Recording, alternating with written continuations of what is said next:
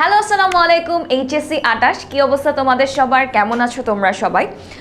তো তোমরা কিছুদিন আগে তোমাদের এসএসসি পরীক্ষা শেষ করেছো, তো এখন সামনে কিন্তু আরও বিশাল একটা চ্যালেঞ্জ তোমাদের জন্য অপেক্ষা করছে। এইচএসসির কথা আমি যদি ছোট্ট করে একটু বলি, এইচএসসি পুরো বিষয়টা এমন একটা প্রসেস যেখানে তোমার পড়া থাকে অনেক বেশি এবং সময় থাকে খুবই কম, এবং তোমার এইচএসসির পর কিন্তু আরও অনেকগুলো ধাপ আছে, অ্যাডমিশন আছে, সব কিছু মাথায় রেখেই কিন্তু তোমার এখন থেকে নিজের প্রস্তুতিটা শুরু করতে হবে।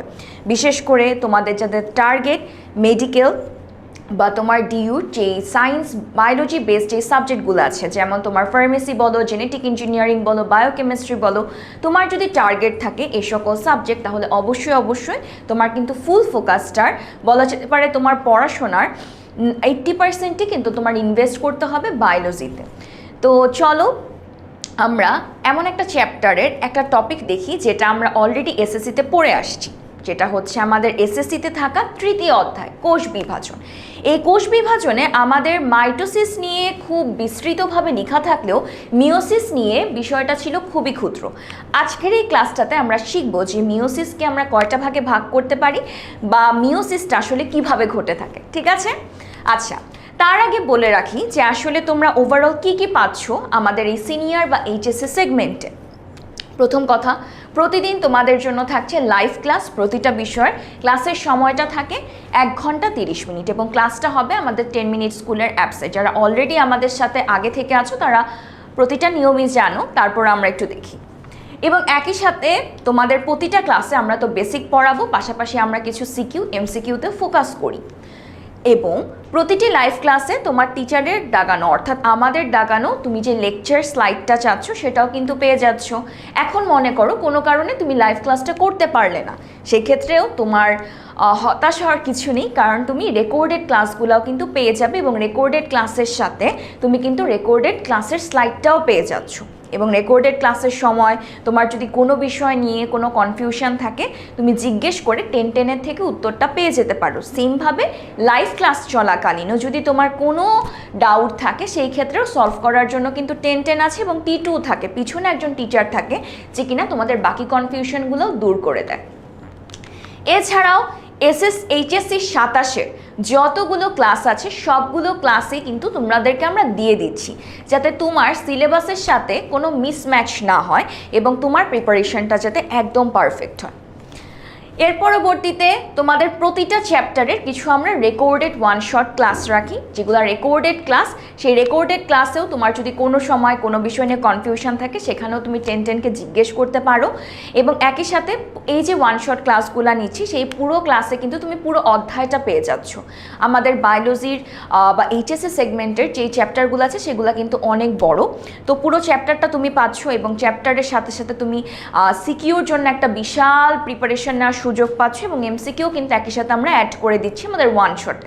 বলা যেতে পারে প্রতিটা চ্যাপ্টার থেকে যত এমসিকিউ আসতে পারে সেটাও যেমন যুক্ত থাকে, সিকিউ কীরকম আসতে পারে সেগুলোও যুক্ত থাকে। বলা যেতে পারে একটা চ্যাপ্টারে তোমাকে বস করাটাই হচ্ছে আমাদের টার্গেট। নেক্সট আসি পরীক্ষা। অবশ্যই শুধু ক্লাস করলে হবে না, তোমার নিজেকে জানতে হবে, বুঝতে হবে, নিজের অবস্থানটা জানতে হবে। যে কোনো ক্ষেত্রে ভালো করার আগে তোমার নিজের অবস্থা জানাটা খুবই গুরুত্বপূর্ণ। যে তুমি মনে করো একটা যুদ্ধক্ষেত্রে গেলা, যুদ্ধক্ষেত্রে তুমি শুরুতে দাঁড়াবে না পেছনে দাঁড়াবে না মাঝে দাঁড়াবে, সেটা যখন তুমি বের করতে পারবে তখনই কিন্তু তুমি যুদ্ধে জয়ী হবে। ঠিক একইভাবে পরীক্ষা দেওয়াটাও খুব গুরুত্বপূর্ণ। এবং পরীক্ষার নিয়মটা আমি যদি বলি, তোমাদের প্রতিটা ক্লাস শেষে আমরা কিছু এমসিকিউ এক্সাম নিই, যেটাকে আমরা বলে থাকি ডেইলি এক্সাম। এবং প্রতি মাস শেষে তোমার যতগুলো টপিকের ওপর ক্লাস হয়েছে সেটা পুরোটা মিলে তোমার একটা মান্থলি এক্সাম দেওয়ার সুযোগ আছে, সিকিউ এমসিকিউ দুইটার উপর। এবং একই সাথে মডেল টেস্টও থাকছে, মূলত 3টা পূর্ণাঙ্গ মডেল টেস্ট দেওয়ার তুমি সুযোগ পাচ্ছ, যেখানে তোমার সিকিউ থাকছে এমসিকিউ থাকছে। এবং এই পুরা মডেল টেস্টার মান বন্টনটা কিন্তু আমরা এইচএসসিতে তুমি যেই মান বন্টনে পরীক্ষা দিবে সেটাই আমরা ফলো করে থাকি। এবং একই সাথে তোমার ইয়ার ফাইনাল বলো, তোমার প্রি টেস্ট বলো, টেস্ট বলো, সব কিছুর প্রিপারেশনই কিন্তু এর মধ্যে হয়ে যাচ্ছে। আচ্ছা, এরপর আসি তোমার রেগুলার কিছু কিউএনএ সেশন থাকতে পারে, সেটার জন্য তো আমরা তোমাদেরকে কিউএনএ ফর্ম দিয়ে দিব, তোমরা সেটার মাধ্যমে আমাদের সাথে যোগাযোগ করতে পারবে। এবং একই সাথে তোমাদের টিচাররা আমরা তো 24টা ঘন্টা তোমাদের সাথে থাকতে পারি না, তো তোমাদের 24টা ঘন্টা তোমাদের পাশে থাকার জন্য থাকছে 10-10, যাকে তুমি যে কোনো সময় যে কোনো মুহূর্তে যে কোনো বিষয় নিয়ে জিজ্ঞেস করলে সে তোমার উত্তরটা খুব দ্রুত দিয়ে দিবে। এবং আমাদের কিন্তু অনেকগুলো ফেসবুক ডিসকাশন গ্রুপও আছে, সেখানে কিন্তু তুমি যে কোনো সময় তোমার যে কোনো সমস্যা হলে টিচারদের সাথে সরাসরি যোগাযোগ করতে পারো। বা মনে করো ক্লাসের বাইরেও অনেক টপিক থাকে যেটা তোমরা ক্লাসে হয়তো বা ক্লিয়ার হয়নি, তো সেই ক্ষেত্রে আমরা যেই কাজটা করি, তোমাদের যে ফেসবুক পেইড গ্রুপগুলো আছে সেখানে আমরা ছোট ছোট ভিডিও পোস্ট করে দিই সেই স্পেসিফিক টপিকের ওপর, যেন তোমার সেই যে কনফিউশন থাকে সেগুলো যেন ক্লিয়ার হয়ে যায়। এবং একই সাথে মাস্টার বুক আছে। মাস্টার বুকটা কেন? কারণ আমরা বায়োলজি বইটা যদি দেখি, এবং আমাদের এইচএসসি লেভেলে কিন্তু অনেকগুলো বই আছে, যেমন এইচএসসি অবধি আমাদের একটা বোর্ড বই ছিল, কিন্তু এইচএসসিতে কিন্তু সেটা না। এইচএসসিতে আমি যদি চিন্তা করি আমাদের অনেকগুলো বই থাকে, যেমন তোমার ফার্স্ট পেপারে আবুল হাসান আছেন, মাজেদা ম্যামের আছেন, তারপর হচ্ছে পারভিন ম্যামের বই আছে। এই সবগুলা বই মিলে যদি একদম পারফেক্টলি একদম অর্গানাইজড একটা বই তুমি চাও, সেটাই হচ্ছে মাস্টার বুক। মূলত প্রতিটা বইয়ের ইম্পর্টেন্ট পার্টগুলো একত্রিত করে আমাদের মাস্টার বুকটা তৈরি করা। এবং এই মাস্টার বুকে শুধু যে তোমার বেসিক থাকে সেটা না, প্রত্যেকটা টপিকের পর তোমার এমসিকিউ থাকছে, সিকিউ থাকছে, এবং তোমার প্রতিটা বইয়ের যে অনুশীলনী আছে, মনে করো এক একটা বইয়ের অনুশীলনী তো এক একভাবে সাজানো থাকে, সেই সব কিছুও কিন্তু একত্রিত করে আমাদের মাস্টার বুকে দেওয়া আছে। শুধু এটাই না, তোমার অ্যাডমিশনের প্রিপারেশন বলো সেটাও কিন্তু নিশ্চিত হচ্ছে এই মাস্টার বুকে। মাস্টার বুকের শেষে তুমি দেখবে একটা বিশাল অংশ জুড়ে আমরা তোমাদের মেডিকেল এবং ডেন্টালের পার্ট যেমন অ্যাড করেছি, এবং যাদের টার্গেট ঢাকা ইউনিভার্সিটি বা অন্য ভার্সিটি, তো সেই ভার্সিটির অংশগুলোও কিন্তু আমরা অ্যাড করে দিয়েছি। ওকে, এবং আমরা অবশ্যই যারা চেষ্টা করে, যারা পড়াশোনা করে, তাদেরকে তো অবশ্যই আমরা মূল্যায়ন করি। তো প্রতি মাস শেষে আমরা একজন স্টুডেন্ট অফ দ্য মান্থ নির্বাচন করি এবং টপ কন্ট্রিবিউটর নির্বাচন করি, এবং তাদেরকে আমরা কিছু গিফট পাঠিয়ে থাকি। যেমন অনেকেই হয়তো এর মধ্যে যারা আমাদের সাথে আগে ছিলেন তারা হয়তো এই গিফটগুলো অলরেডি পেয়ে গিয়েছো। সেটা হচ্ছে আমরা সার্টিফিকেট দিই, একই সাথে 10MS-এর একটা জোস টি শার্টও তোমাদেরকে দিয়ে দিচ্ছি। আর যারা স্টুডেন্ট অফ দ্য মান্থ হয় আমাদের, তাদেরকে আমরা সার্টিফিকেট দিই, একটা লেটার দিই, এবং একই সাথে 10MS-এর টি শার্টও দিই। এই যে দেখো ছবিটা অলরেডি এখানে অ্যাড করা আছে, এই যে দেখো সব কিছু। ওকে, এবার আসি খুব ইন্টারেস্টিং একটা বিষয়, সেটা হচ্ছে সুপার প্রেপ। মনে করো তোমার এমসিকিউগুলো তো নির্দিষ্ট, আগামীকাল তোমার মনে করো বায়োলজি প্রথম পত্রের ফার্স্ট চ্যাপ্টারটার ওপর পরীক্ষা, কিন্তু টিচার তোমার এখন এই চ্যাপ্টারটার ওপর ক্লাস নেয়নি, তুমি তাই এমসিকিউগুলো জানো না কিভাবে আসতে পারে। তুমি চাইলে সুপার প্রেপের এখানে যে এই অধ্যায়টা লিখে দিলেই সেখান থেকে তোমাকে ওই চ্যাপ্টার থেকে কি কি এমসিকিউ আসতে পারে সেটার একটা সুন্দর করে দেখো রেডি অলরেডি করা আছে, সেটা তোমাকে দিয়ে দিবে। এতে তুমি পরীক্ষাও দিতে পারলে এবং তোমার প্রিপারেশনটাও পারফেক্ট হয়ে গেল। ঠিক আছে, তো তোমরা যারা যারা আমাদের সাথে জয়েন হবে তারা এই প্রতিটা ফিচার ইনশাল্লাহ পাবে, এবং আমাদের টার্গেট একটাই, তোমাদের এসএসসিতে যেমন তোমাদের পাশে ছিলাম, এইচএসসির পুরো সময়টা জুড়ে আমরা তোমাদের পাশে থাকবো। ঠিক আছে, তো চলো আমরা শুরু করি মায়োসিসকে নিয়ে, যেটাকে আমরা আগে বলতাম মিওসিস, কিন্তু আসল প্রনাউন্সিয়েশন হচ্ছে মায়োসিস। এখন এই মায়োসিস কোষ বিভাজনটা নিয়ে আমি যদি এসএসসি অবধি চিন্তা করি, আমরা শুধু এটাই জানতাম যে মায়োসিস একটা এমন কোষ বিভাজন যেটার কাজ মূলত একমাত্র জনন কোষ সৃষ্টি করা। কি কাজ? জনন কোষ সৃষ্টি করা। এবং এই বিভাজনটা যখন হয়ে থাকে আমরা লক্ষ্য করি যে ক্রোমোজোম সংখ্যাটা কমে যায়, অর্ধেক হয়ে যায়, এবং যেই কারণে এটাকে আমরা কি বলি? হ্রাসমূলক কোষ বিভাজন। কিন্তু তুমি যখন এখন ইন্টারে উঠছো বা এইচএসসি সেগমেন্টে উঠছো, তোমার কিন্তু এইটুকু জানলেই হবে না, আরও বিস্তৃত জানতে হবে, এবং প্রতিটা বিষয় না অনেক ইন্টারেস্টিং। চলো দেখি। অবশ্যই এটুকু আমরা আগে থেকেই জানি যে মিওসিস কোষ বিভাজন কোথায় হয়ে থাকে। মিওসিস কোষ বিভাজনটা মূলত হচ্ছে আমাদের ডিপ্লয়েড জীবের। ডিপ্লয়েড মানে কি? যাদের তোমার মূলত এরকম 2n সংখ্যক থাকে, তাই না? আমরা তো দেখেছিলাম যে মাতৃজনন কোষের কথা আমরা যখন চিন্তা করি সেটা 2n ছিল, সেখান থেকে 4টা কোষের সৃষ্টি হয় যাদের সংখ্যা কত ছিল? nn করেছিল। n n n এন, এভাবে ছিল। শুধু এটাই না, এটা মূলত 2 ধাপে হয়। আমি ছোট্ট করে বুঝলাম যে আসলে কি হয়, মাতৃকোষটা ডিপ্লয়েড থাকে, ডিপ্লয়েড মানে কি 2n থাকে, সেখান থেকে জটিল প্রক্রিয়ার মাধ্যমে কি হয় 2 বার বিভাজিত হয় এবং পরবর্তীতে আমরা 4টা কোষ দেখি। তো আমি যদি একদম কারেক্টলি প্রসেসটা তোমাদেরকে দেখাই, প্রথমে এখানে 2n থাকে, সেই 2nটা এখানে ভাগ হয়ে মূলত এরকম n অংশে পৌঁছায়। তারপর এরা না আবার বিভাজিত হয়, বিভাজিত হয়ে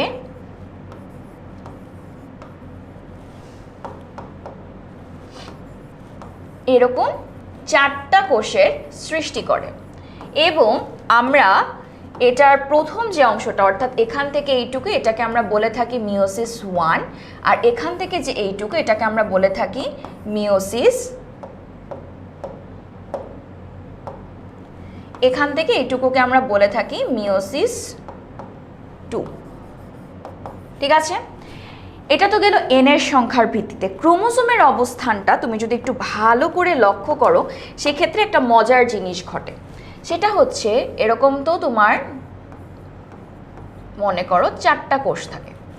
এই 4টা কোষ তোমার প্রথম যখন বিভাজন হয় না, প্রথম মিওসিস 1 বিভাজনটা হয়, তখন কি হয়, এই 4টা থেকে এদের সংখ্যাটা তখনই কমে যায়, অর্থাৎ 4-এর অর্ধেক করলে কত হচ্ছে 2।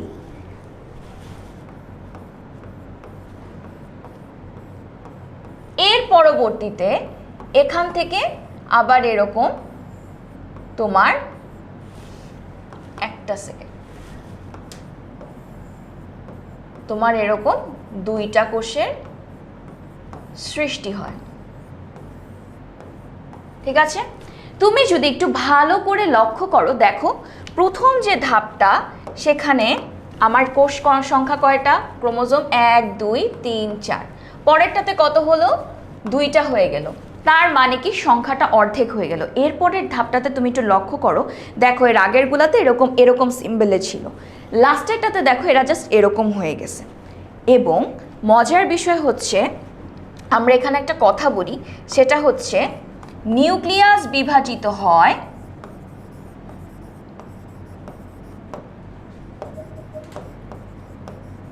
দুইবার। এটা কিন্তু মায়োসিসের একটা কমন একটা কথা, যে কি হয়, নিউক্লিয়াস 2 বার বিভাজিত হয়, কিন্তু ক্রোমোজোম 1 বার বিভাজিত হয়। ঠিক আছে, নিউক্লিয়াস 2 বার বিভাজিত হলেও আমার ক্রোমোজোমটার বিভাজন ঘটে কেবলমাত্র 1 বার। কিভাবে বুঝবো ক্রোমোজোমের বিভাজনটা কখন হয়েছে? ক্রোমোজোমের বিভাজনটা বোঝার একটা সহজ নিয়ম হচ্ছে, নর্মালি তো আমাদের ক্রোমোজোমটা এরকম থাকে, ক্রোমোজোমটা তখনই বিভাজিত হবে যখন ওদেরকে আমরা এরকম একটা আকৃতিতে দেখতে পাবো। ঠিক আছে, এখান অবধি কিন্তু ক্রোমোজোমের বিভাজন হয়নি। দেখো যখন ক্রোমোজোমটা এরকম সিঙ্গেল সিঙ্গেল আকারে থাকে, তখনই আমরা বুঝবো যে ক্রোমোজোমটা আসলে বিভাজিত হয়েছে। দেখো 2 থেকে অর্ধে ভাগ করলে কি হয়, 1 হয়ে যায় না? তো যখন এরা জোড়া থেকে এরকম একটা একটা হয়ে যাবে, তখনই আমরা কি বলবো বলো তো আসলে, যে এখানে আমার ক্রোমোজোমের বিভাজন হয়েছে, তাই না? আগের চিত্রটাতে আমরা একটু দেখি, দেখো এখানে আমার 4টা ক্রোমোজোম এভাবেই আছে, এর পরবর্তীতে ভাগ হলো, তখনও তারা এরকম আছে, এবং সবার শেষ ধাপে যেয়ে দেখো তারা শুধুমাত্র একটা একটা আছে। তাহলে এর মানে কি, দেখো আমার এই নিউক্লিয়াসটাই তো, এই যে গোল গোল এগুলাকেই তো আমরা নিউক্লিয়াস বলি, সেখান থেকে বিভাজন আসলে কয়বার হলো, তার মানে এই যে নিউক্লিয়াসটা 1 বার বিভাজিত হলো, N1 বললাম, তারপরে দেখো এখান থেকে আরেকবার বিভাজন হলো, এটাকে আমরা N2 বললাম। কিন্তু ক্রোমোজোমের দিকে তুমি লক্ষ্য করো, ক্রোমোজোম কিন্তু এখান থেকে যখন এখানে এসেছে তখনও তার বিভাজন হয়নি, তার বিভাজন শুধুমাত্র হয়েছে এই শেষ ধাপে, যখন আমরা তাদেরকে এরকম সিঙ্গেল সিঙ্গেল 2টা দাগে দেখতে পাচ্ছি। তাহলে এই জিনিসটাই আসলে এখানে নির্দেশ করে যে আমার মায়োসিস কোষ বিভাজনে নিউক্লিয়াসটা 2 বার বিভাজিত হয়, কিন্তু আমার ক্রোমোজোম কয়বার বিভাজিত হচ্ছে? শুধুমাত্র একবার। এই জিনিসটা আমরা যখন এসএসসিতে পড়তাম একদমই জানতাম না। আশা করি এখন তোমাদের কাছে ক্লিয়ার হয়ে গিয়েছে যে মায়োসিসে আমরা কেন বলি নিউক্লিয়াস 2 বার বিভাজিত হয় আর কেনই বা ক্রোমোজোম একবার বিভাজিত হয়। এবার আসি আপু, কেনই বা ক্রোমোজোম একবার বিভাজিত হলো? আমরা কি বলেছি যে আমার মায়োসিস কোষ বিভাজনটা অধিকাংশ ক্ষেত্রে হয়ে থাকে ডিপ্লয়েড জীবে। এখন ডিপ্লয়েড জীবের যৌন জননটা আসলে কিভাবে ঘটে? n+n মিলেই তো তোমার আসলে 2n সৃষ্টি হয়, তাই না? মনে করো মাতৃকোষ এরকম 2n ছিল, পিতৃকোষে এরকম 2n ছিল, সেখান থেকে সেটা কি হবে? অর্ধেক হবে, তারপরে 2 অর্ধেক মিলে তৈরি হবে জাইগোট, যেটা হচ্ছে 2n। জাইগোট মানে তো জানি পুং এবং স্ত্রী জনন কোষের মিলনের মাধ্যমে, তো এটা হলো 2n। এখন দেখো তো, তাহলে এই যে এই নতুন সৃষ্ট কোষ আর মাতৃকোষ আর পিতৃকোষ তারা কি দেখতে একই রকম না? তাহলে তাদের বৈশিষ্ট্য রক্ষা পাচ্ছে না। কিন্তু যদি জিনিসটা এমন হতো যে তোমার 2n, এখানেও 2n আছে, সেখান থেকে তোমার এরা 2nই দিল, তাহলে দেখো তো 2n আর 2n মিলে এখানে কত হচ্ছে? 4n। এখন কি 4n আর 2n কখনো তারা একই রকম হবে? হবে না। এই কারণে মায়োসিস কোষ বিভাজনে ক্রোমোজোম যে সংখ্যাটা আছে সেটা কি হয়? অর্ধেক হয়ে যায়। বুঝেছি? এবং যদি আমি সংক্ষেপে যদি একটু বলতে চাই যে পরীক্ষাতে যদি কখনো বলে যে মায়োসিস কোষ বিভাজন আসলে কি, জ্ঞানমূলকে আসতে পারে, আমরা কিভাবে লিখব? যে কোষ বিভাজন প্রক্রিয়ায় নিউক্লিয়াস পরপর 2 বার বিভাজিত হয় কিন্তু ক্রোমোজোম একবার বিভাজিত হয়ে মাতৃকোষে ক্রোমোজোমের সংখ্যার অর্ধেক হয়ে যায়, সেই প্রক্রিয়াকে আমরা কি বলি? মায়োসিস কোষ বিভাজন। এবং এই শব্দটা এসেছে তোমার মায়োসিস হতে, অর্থাৎ মিওসিস শব্দের উৎপত্তি ঘটে, অর্থাৎ মিওস যে শব্দটা সেটার মানে হচ্ছে লেসনকে আমরা কি বলি? হ্রাস করা বা কমিয়ে দেওয়া। এবং মায়োসিস কোষ বিভাজন আমরা সর্বদাই দেখছি এটা কখনো কিন্তু আমাদের দৈহিক কোষে হবে না, অর্থাৎ দৈহিক কোষ মানে কি? যেগুলো আমার দেহ বৃদ্ধির জন্য কোষ, সেসব ক্ষেত্রে কখনো আমার মায়োসিস কোষ বিভাজন হবে না। মায়োসিস কোষ বিভাজন হবে শুধুমাত্র আমার জনন কোষ সৃষ্টির সময়। ডিপ্লয়েড জীবের তোমার কি হয়? শুরুতেই গ্যামেটটা আলাদা হয়ে যায়, মূলত শুরুতেই তারা কি অর্ধেক হয়ে গেল না? এই যে দেখো একদম শুরুতেই অর্ধেক হয়ে গেল। আর কোনো জীবের ক্ষেত্রে আমরা দেখি যেমন উচ্চ শ্রেণীর ডিপ্লয়েড জীবে মায়োসিস হয়, তবে নিষেকের পূর্বে, যেমন আমরা ডিপ্লয়েড না, আমাদের ক্রোমোজোম মাতৃকোষের ক্রোমোজোম সংখ্যা কত ছিল? 2n না। আর দেখা যায় কিছু নিম্ন শ্রেণীর হ্যাপ্লয়েড আছে যাদের মিওসিসটা হয় নিষেকের পর, অর্থাৎ তারা, এই নিষেকটা বলতে বোঝানো হচ্ছে তারা n+n মিলে যখন 2n হয় তখনই তাদের মায়োসিস হয়। কাদের? যারা নিম্ন শ্রেণীর হ্যাপ্লয়েড মানে সবসময় মনে রাখতে হবে 1, আর ডিপ্লয়েড মানে 2। ঠিক সেইভাবে তোমার চিন্তা করতে হবে, এটা কিন্তু একটা ইম্পর্টেন্ট এমসিকিউ বটে।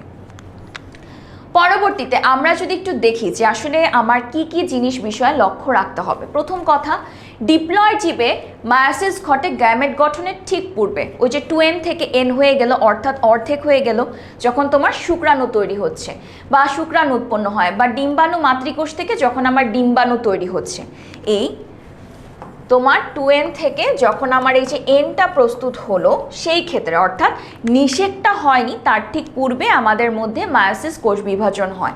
আর সপুষ্পক উদ্ভিদের ক্ষেত্রে আমরা মায়োসিসটা দেখি ওই যে পরাগধানী, অর্থাৎ এই যে এরকম যে পুংস্তবক থাকে না ফুলের মধ্যে, এই যে পরাগধানী থলির মতো, পানদানির মতো যে থলি, সেই পরাগধানীর ভেতরে তোমার পুংজনন কোষটাও সৃষ্টি হয়ে থাকে। এবং একইভাবে ডিম্বাশয়ের মধ্যে যে ফুলের মধ্যে যে একটা অংশ থাকে না এরকম নিচের দিকে, এই যে এই অংশটাতে আমার তৈরি হয় স্ত্রী জনন কোষ উদ্ভিদের ক্ষেত্রে। আচ্ছা, কয়েক প্রকার ছত্রাক বা শৈবালের দেহ আমরা দেখি, কিন্তু এটা হচ্ছে তোমার নিষেকের ফলে সৃষ্ট জাইগোটে তোমার গঠনের পরে ঘটে, অর্থাৎ জাইগোট সৃষ্টি হওয়ার পর। এর জন্য এদেরকে আমরা বলে থাকি জাইগোটিক মায়োসিস। মানেটা কি? আমাদের যেমন হয় একদম মাতৃকোষের শুরুতেই তোমার মায়োসিসটা হয়ে অর্ধেক হয়ে যায়, এদের ক্ষেত্রে কি হয়? তোমার মায়োসিস নিষেকের ফলে সৃষ্ট যে জাইগোটটা হয়, অর্থাৎ n+n মিলে যে 2n-টা সৃষ্টি হয় সেই 2n-এই হচ্ছে তোমার এই মায়োসিসটা হয়। তাহলে 2n-কে আমি কি বলতেছি? জাইগোট। তাহলে জাইগোটে যেহেতু মিওসিস হচ্ছে বা মায়োসিস হচ্ছে, তাই একে আমরা কি বলি? Zygotic meiosis. বুঝলাম? তাহলে এখন অবধি আমরা শিখলাম কি কি? মায়োসিস কিভাবে হয়, নিউক্লিয়াস কয়বার বিভাজিত হয়, ক্রোমোজোম কয়বার বিভাজিত হয়, বা ক্রোমোজোম আসলে ভাগ হয়ে যাবার কারণটাই বা কী এবং কোথায় কোথায় হয়ে থাকে। পরবর্তীতে এই যে আপু এত বিশাল কথা বললেন, এটার কারণটা আসলে কি? প্রথমে দেখো, উচ্চ শ্রেণীর জীবে আমরা এই যে জিনিসটা আপু বললাম যে জাইগোটটা যে সৃষ্টি হচ্ছে, সেই জাইগোটটার বৈশিষ্ট্য তো মানুষের মতোই হতে হবে। তাই মানুষের মতো হওয়ার জন্য বা পশু পাখির যারই বলি না কেন, ডিপ্লয়েড জীবের মতো হওয়ার জন্য অবশ্যই সেটাকে অর্ধেক হতে হয়। এবং অর্ধেক যে হচ্ছে, এই অর্ধেক শুধুমাত্রই সম্ভব হচ্ছে আমার মায়োসিস কোষ বিভাজনের জন্য। ঠিক আছে? আমরা দেখেছি না ক্রোমোজোম সংখ্যাটা কিভাবে অর্ধেক হলো? দেখো, এখানে 4টা ছিল, এখানে 2টা হয়ে গেল, অর্ধেক হয়ে গেল না? এই অর্ধেকটাই আমার গুরুত্বপূর্ণ আমার যৌন জনন প্রক্রিয়া সম্পূর্ণ করার জন্য। ওকে, আচ্ছা, এবার আমরা একটু মায়োসিসের কিছু বৈশিষ্ট্য দেখি। এখানে মূলত তোমাদেরকে যে কথাগুলো আপু বলেছি সেগুলাই, এখন আমরা দেখি আসলে বৈশিষ্ট্য কি। তার আগে বলে রাখি, আমরা যখন মায়োসিস কোষ বিভাজনটা পড়বো, আমরা অনেক নতুন নতুন শব্দ নিয়ে এখনই শুনবো, ঘাবড়াবো না। আপু তোমাদেরকে প্রতিটা ধাপ যখন পড়াবো তখন জিনিসটা ক্লিয়ার করলে মাথায় ঢুকবে ভালো। ঠিক আছে? তো চলো আমরা শুরু করি। প্রথমেই দেখি, ডিপ্লয়েড জীবে মায়োসিস সাধারণত জনন মাতৃকোষে হয়ে থাকে। অবশ্যই সেটা কখনোই দেহকোষে হবে না। তারপরে এ ধরনের কোষ বিভাজনে নিউক্লিয়াস 2বার, ক্রোমোজোম 1বার বিভাজিত হয়।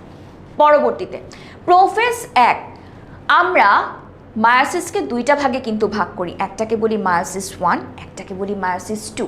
এই মায়োসিস 1-এর মধ্যেও তোমার 4টা ধাপ হয়ে থাকে। একটাকে আমরা বলি প্রোফেজ, মেটাফেজ, অ্যানাফেজ, টেলোফেজ। ঠিক আছে? এটা মায়োসিস 1-এও যেমন প্রোফেজ হয়, প্রোফেজ 1, মেটাফেজ 1, অ্যানাফেজ 1, টেলোফেজ 1। আবার মায়োসিস যখন 2-তে যায় সেখানেও প্রোফেজ 2, মেটাফেজ 2, অ্যানাফেজ 2, টেলোফেজ 2 হয়ে থাকে। বুঝেছি? আচ্ছা, এখন আমরা কিছু শব্দ পড়বো যেগুলো শুনে অনেক ভয় লাগবে, চিন্তা হবে, প্যারা নাই। আমি তোমাদেরকে যখন প্রতিটা স্টেপ পড়াবো তখন বুঝাবো। প্রথম যে শব্দটা তোমরা শুধু মার্ক করে রাখো আর দেখো আপু বুঝাই কিনা। প্রথম যে শব্দটা আমরা শিখব সেটা হচ্ছে তোমার হোমোলোগাস ক্রোমোজোম, প্রথম শব্দ। দ্বিতীয় শব্দ বাইভ্যালেন্ট। তৃতীয় শব্দ কায়াজমা সৃষ্টি। চতুর্থ শব্দ ক্রসিং ওভার, যেটা নিয়ে হালকা পাতলা নলেজ এসএসসি সেগমেন্টেই পেয়ে যাওয়ার কথা।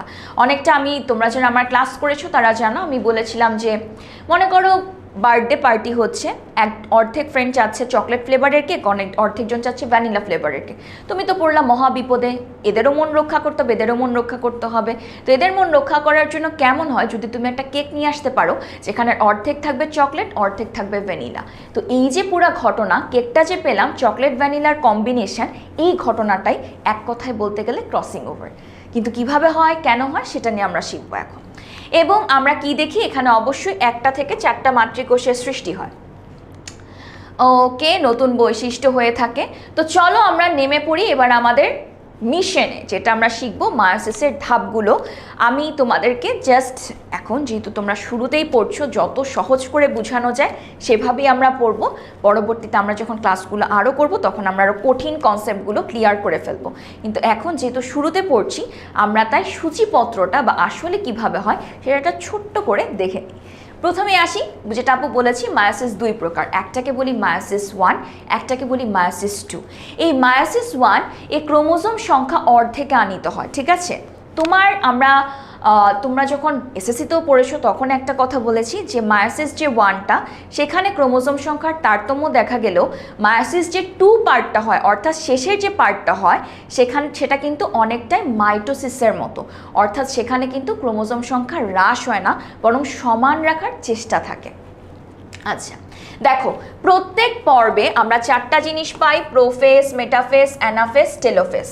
এবং মায়োসিস প্রক্রিয়া আমরা যেমন শিখেছি না যে কোনো একটা কোষ বিভাজন শুরুর আগে তাকে কিছু প্রস্তুতি নিতে হয়। তুমি সকালবেলা ঘুম থেকে উঠে বললে আজকে একটু ব্যায়াম করব, তুমি যদি ঠাস ব্যায়াম শুরু করো হাত পা তো ভেঙে লুলা হয়ে যাবে। তো কি করতে হবে, আগে তোমার হাতটাকে প্রস্তুত করতে হবে তোমার ব্যায়ামের জন্য। তো মায়োসিস প্রক্রিয়াও যখন হয় তার একটা প্রস্তুতি নিতে হয়, নিজেকে রেডি করতে হয় যে আমার উপর দিয়ে এখন একটা ঝড় যাবে, তো এই ঝড়টা কিছু বৈশিষ্ট্য আছে। সে এই ঝড়টা শুরু হওয়ার পূর্বে সে যে কাজটা করে ডিএনএ, অর্থাৎ যেটাকে আমরা কি বলি বলতো, ডিঅক্সিরাইবো নিউক্লিক অ্যাসিড, তাই না, যেটা মূলত কি জীবের বৈশিষ্ট্য একজন থেকে আরেকজনে নিয়ে যায়। তারা যে কাজটা করে, তারা এই ডিএনএটাকে না দ্বিগুণ করে দেয়। ঠিক আছে, এখানে এই কথাটাই লেখা যে ডিএনএ দ্বিতন হয়। একদম তোমার মাইটোসিস 1, অর্থাৎ মাইটোসিস 1-এর ভেতর প্রথমেই কে থাকবে বলো তো, 4টা ধাপ, যে প্রোফেজ, মেটাফেজ, অ্যানাফেজ, টেলোফেজ। প্রথম ধাপটা কি হবে? প্রোফেজ 1। মূলত এই যে মায়োসিস 1-এর প্রোফেজ 1 শুরু হওয়ার আগে সে প্রস্তুতিটা নিয়ে নেয়। প্রস্তুতিটা তার এমন হয় সে জিনিসগুলোকে দ্বিগুণ করে নেয়। আমরা যেমন মনে করো কোন একটা জায়গায় ঘুরতে যাচ্ছি, ঘুরতে যাওয়ার আগে প্রতিটা আমাদের প্রয়োজনীয় জিনিসগুলা দ্বিগুণ করে নেই না, যেমন ঔষধ, আমার 60 দিনের ট্যুরে যাচ্ছি, 7টার জায়গায় আমি 14টা নিয়ে যাই। ঠিক একইভাবে সেও না যুদ্ধে নামার আগে তার প্রয়োজনীয় জিনিসগুলোকে দ্বিগুণ করে নেয়। তো এই যে দ্বিগুণ করার যে প্রক্রিয়া, এটাকে আমরা সুন্দর ভাষায় বলে থাকি ডিএনএ রেপ্লিকেশন। ঠিক আছে, অর্থাৎ ডিএনএর সংখ্যাকে কি করা? দ্বিগুণ করা, সেটা সে করে নেয়। আচ্ছা, সুন্দর করে দেখো, এখানে পুরা প্রক্রিয়াটা দেয়া আছে। প্রথমে কি হবে? প্রস্তুতিমূলক পর্ব, যেটাকে আমরা কি বলি? ইন্টারফেস। তার ঠিক পরে মায়োসিস 1, যেটাকে আমরা কি বলি? হ্রাসমূলক বিভাজন। অর্থাৎ এই ধাপে কিন্তু ক্রোমোজোম সংখ্যাটা কমে যায়। প্রথমে আপু যে ছবিটাকে দেখিয়েছি সেটা যদি চিন্তা করো, 4টা থেকে কয়টা হয়ে গিয়েছিল? 2টা, কমে গেল না? সেই জিনিসটাই হয়ে থাকে মায়োসিস 1-এ। এবং তারও আবার 5টা তোমার 4টা ধাপ আছে। একটাকে আমরা বলি প্রোফেজ 1, মেটাফেজ 1, অ্যানাফেজ 1, টেলোফেজ 1। এই প্রোফেজ প্রক্রিয়াটা না, আমি যদি বলি তোমাদেরকে, এই পুরো মায়োসিস প্রক্রিয়ার মূল যে অংশটা মানে ক্যাপচার করে রাখে, বা যেই পর্যায়টা করতে আমার সবচেয়ে বেশি সময় অপচয় হয়, সেটা হচ্ছে প্রোফেজ 1। ঠিক আছে, প্রথম জিনিস, তুমি যখনই কোনো কিছু প্রথমবার করতে যাও, তোমার সেই কাজটা করতে কিন্তু দ্বিগুণ সময় লাগে। ঠিক একইভাবে মায়োসিস কোষ বিভাজনের প্রথম ধাপটা যদি আমরা চিন্তা করি, সেটা কিন্তু প্রোফেজ 1। এবং এই প্রোফেজ 1টা সম্পাদিত হতেও তোমার তার কয়েকটা উপপর্যায় লাগে। প্রথম উপপর্যায়টাকে আমরা বলে থাকি leptotene, zygotene, pachytene, diplotene, diakinesis. ঠিক আছে, প্রথমে সে কি করবে? মায়োসিস প্রক্রিয়াটার প্রথম কাজ হবে ইন্টারফেস করা। এরপর সে চলে যাবে মায়োসিস 1। মায়োসিস 1-এ কাকে দিয়ে শুরু করবে? প্রোফেজ 1। প্রোফেজ 1টা সম্পাদিত হতে তার কয়টা উপপর্যায়ে যেতে হবে? পর্যায়ের ভেতরের ভাগ, এর জন্য এদেরকে আমরা কি বলবো? উপপর্যায়। উপপর্যায়গুলা কি কি? এটাকে আমরা কি বলছি? পর্যায়। আর এটাকে আমরা কি বলবো তাহলে? উপপর্যায়। উপপর্যায় কয়টা হবে? Leptotene, zygotene, pachytene, diplotene, diakinesis. Prophase 1 এই 5টা উপপর্যায়ের মধ্যে সম্পাদিত হলো। এরপর সে চলে যাবে আমাদের মেটাফেজ 1-এ। মেটাফেজ 1 কমপ্লিট করবে। এরপর সে চলে যাবে অ্যানাফেজ 1, সেটা কমপ্লিট করবে। এরপর সে চলে যাবে টেলোফেজ 1। এটা গেল আমার মায়োসিস 1 প্রক্রিয়া। এর পরবর্তী ধাপে সে আবার কিছু বিরতি নেবে। সে এতগুলা ধাপ করার পর সে কিছুটা টায়ার্ড হয়ে যায়। তো এই টায়ার্ডের সময়টাকে আমরা বলে থাকি ইন্টারকাইনেসিস, যেটাকে আমরা বলে থাকি বিরতি। আর ইন্টারফেসকে আমরা কি বলি? প্রস্তুতি। দুইটার মধ্যে গড়বড় করা যাবে না। ইন্টারফেস মানে প্রস্তুতি, আর ইন্টারকাইনেসিস ওই যে আমরা মুভি দেখতে গেলে বলি না ইন্টারভাল, অর্থাৎ কি? মুভির মাঝের বিরতি। ঠিক একইভাবে যখন আমি কোষ বিভাজন পড়ছি, এই কোষ বিভাজনের মাঝে যে বিরতিটা হয় মায়োসিস 1 এবং 2 এর মাঝে, সেটাকে আমরা বলে থাকি ইন্টারকাইনেসিস। এরপরে চলে যাই মায়োসিস 2, যেটাকে আমরা বলে থাকি মাইটোসিসের মতো, অর্থাৎ সমীকরণী। সেটারও কিন্তু ধাপগুলা ঠিক এটার মতো, প্রোফেজ 2, মেটাফেজ 2, অ্যানাফেজ 2, টেলোফেজ 2। এরপর মূলত শেষ হয়ে যায় পুরা প্রক্রিয়াটা। এবং এই যে 4টা ধাপ, এগুলোকে আমরা বলে থাকি না ক্যারিওকাইনেসিস। এর ঠিক পরেই কিন্তু এখানে প্রতিবার একটা করে সাইটোকাইনেসিস হবে। ঠিক আছে, তোমার মিওসিস 1 সম্পাদিত হওয়ার পর সাইটোকাইনেসিস 1, এরপর ওইভাবে করে মূলত পুরো প্রক্রিয়াটা সম্পাদিত হয়। আচ্ছা, তো চলো মায়োসিস 1-এর আমরা শুরু করি। প্রথমেই আসি প্রোফেজ ধাপ। প্রোফেজ ধাপটাকে আমরা বলে থাকি যে এটা হচ্ছে সবচেয়ে বনত দীর্ঘ একটা পর্যায়, আমরা এটাকে বলে থাকি, মানে সবচেয়ে দীর্ঘ পর্যায়। তো তোমার মায়োসিস ওয়ানের প্রথম পর্যায়ে হলে এটা অনেক দীর্ঘ হয়। আমি যে পয়েন্টগুলো দাগিয়ে দিচ্ছি তোমরা এগুলো একটু নোট ডাউন করে রাখবে, কারণ এই মায়োসিস বা মাইটোসিসের অনেকগুলো ধাপ। আসলে আমরা আগে দেখা যেত শুধুমাত্র 5টা পর্যায়ে পড়তাম মাইটোসিসের, তাতেই হয়ে যেত, কিন্তু এখন আমাদের অনেকগুলো বলা যেতে পারে 10টার বা 15টার মতো আমাদের স্টেপ পড়তে হয়। তো এটা পড়ার কিছু আমি নিয়ম তোমাদেরকে বলে দিচ্ছি। যখনই তুমি এই চ্যাপ্টারটা পড়বে তুমি সুন্দর করে নোট করবে। নোট করার নিয়মটা হচ্ছে, তুমি উপরে হেডিং দিবে, এই পাশে থাকবে তোমার চিত্রটা, বা এই পাশে এক পাশে থাকবে চিত্র আর এই পাশে থাকবে বৈশিষ্ট্য। ঠিক আছে, এইভাবে করব নোটটা। প্রথমে আমি হেডিং দিব, তারপর আমি এই পাশে চিত্র টাকবো, এই পাশে বৈশিষ্ট্যগুলা লিখবো যেগুলা গুরুত্বপূর্ণ আমার বৈশিষ্ট্য। তাহলে তোমার পড়া তো আর এমন না যে তুমি এইচএসসিতে এই পড়াশোনাটা করলেই হয়ে যাচ্ছে, তোমার কিন্তু অ্যাডমিশন পর্যন্ত সেম পড়াটাই পড়তে হবে। তাই তোমার সব কিছুই এখন থেকে গুছিয়ে নিতে হবে। আমরা সবসময় যে কাজটা করি, আমরা চিন্তা করি যে হ্যাঁ এইচএসসির পর আমি পুরো প্রিপারেশনটা নিব, কিন্তু এইচএসসির পরবর্তী সময়টা তোমার জন্য একটা হেকটিক সময়, এবং সেই সময়টায় তোমার বেসিক ক্লিয়ার করার তুমি সময় পাও না। তাই আমি বলবো তুমি একদম শুরু থেকে এখন থেকেই নিজের বেসিক বা ফাউন্ডেশন গড়ে তোলো। তোমার ফাউন্ডেশন যদি ঠিক থাকে তবেই তোমার বিল্ডিং অনেক উঁচুতে উঠবে। আর যদি তোমার ফাউন্ডেশন দুর্বল থাকে তোমার বিল্ডিংটা হয়তোবা তুমি 4তলা অবধি উঠতে পারবে, 5তলায় যেতে গেলে বিল্ডিংটা ভেঙে পড়বে। তাই এখন থেকে এই মুহূর্ত থেকে ফাউন্ডেশন তৈরি করো। তোমার যে টার্গেট, তুমি যেখানে তোমার আগামী দিন কাটাতে চাও যে ইনস্টিটিউশনে, সেটা হতে পারে Dhaka medical college, BUET, Dhaka university, যেখানেই হোক না কেন, তোমার গোলটা এখন থেকে সেট রাখতে হবে এবং সে অনুযায়ী নিজেকে প্রিপেয়ার করে তুলতে হবে। ঠিক আছে? আচ্ছা, তো এই প্রোফেজ 1টা কি হয় তোমার দেখো, মানুষের শুক্রাশয় বলো, ডিম্বাশয় বলো, যেখানেই বলো, এই প্রোফেজে সময় লাগে 1 সপ্তাহ, এবং পুরো বিভাজনটা যখন তোমার সম্পূর্ণ হয় সেটা হতে আসলে সময় লাগে 1 মাস। এবং প্রোফেজ শুরু হওয়ার আগে, অর্থাৎ প্রোফেজ 1 শুরু হওয়ার আগে আপু কি বলেছি, প্রস্তুতি নিতে হয়। আর প্রস্তুতিটা সে কিভাবে নেয়, তার প্রয়োজনীয় ডিএনএটাকে সে কি করে, দ্বিগুণ করে নেয়, এবং এটাকে আমরা সুন্দর একটা ভাষা বলি, সেটাকে আমরা কি বলি, ডিএনএ রেপ্লিকেশন। ওকে, তো প্রোফেজ 1-এ আমরা দেখি মূলত 5টা উপপর্যায়: leptotene, zygotene, pachytene, diplotene, diakinesis. প্রথমে আমরা শুরু করব লেপ্টোটিন। শোনো, যখনই প্রতিটা শব্দ পড়ছো এই উপপর্যায়গুলোর নামের মধ্যেই তার বৈশিষ্ট্য লুকিয়ে থাকে। যেমন তুমি যদি এখানে লক্ষ্য করো, দেখো কি লেখা, লেপ্টোটিনের এখানে আমার কি লেখা আছে একটু ভালো করে আমরা লক্ষ্য করব। দেখো, লেপ্টো শব্দটার মানেই হচ্ছে ফাইন, আর থিন মানে কি, চিকন, আর টিন মানে কি, সুতা, অর্থাৎ চিকন সুতা, একদম চিকন যে সুতা থাকে না, সেটাকে আমরা বলে থাকি লেপ্টোটিন। তাহলে এই জিনিসগুলা খুব ভালো করে দেখবা, এখান থেকে এমসিকিউ আসে। লেপ্টোস শব্দের অর্থ ফাইন, থিন শব্দের অর্থ চিকন, আর টিন শব্দের অর্থ হচ্ছে থ্রেড, বা যেটাকে আমরা বলি সুতা। আসলে এখানে ঘটনাটা কি হয়, অনেকটা আমরা মাইটোসিসের প্রোফেজ ধাপের মতোই। তোমরা যদি প্রোফেজ ধাপটা একটু চিন্তা করো, কি হয়েছিল বলো তো, তার ভেতরে থাকা তরলটা বের হয়ে গিয়েছিল, তাই না?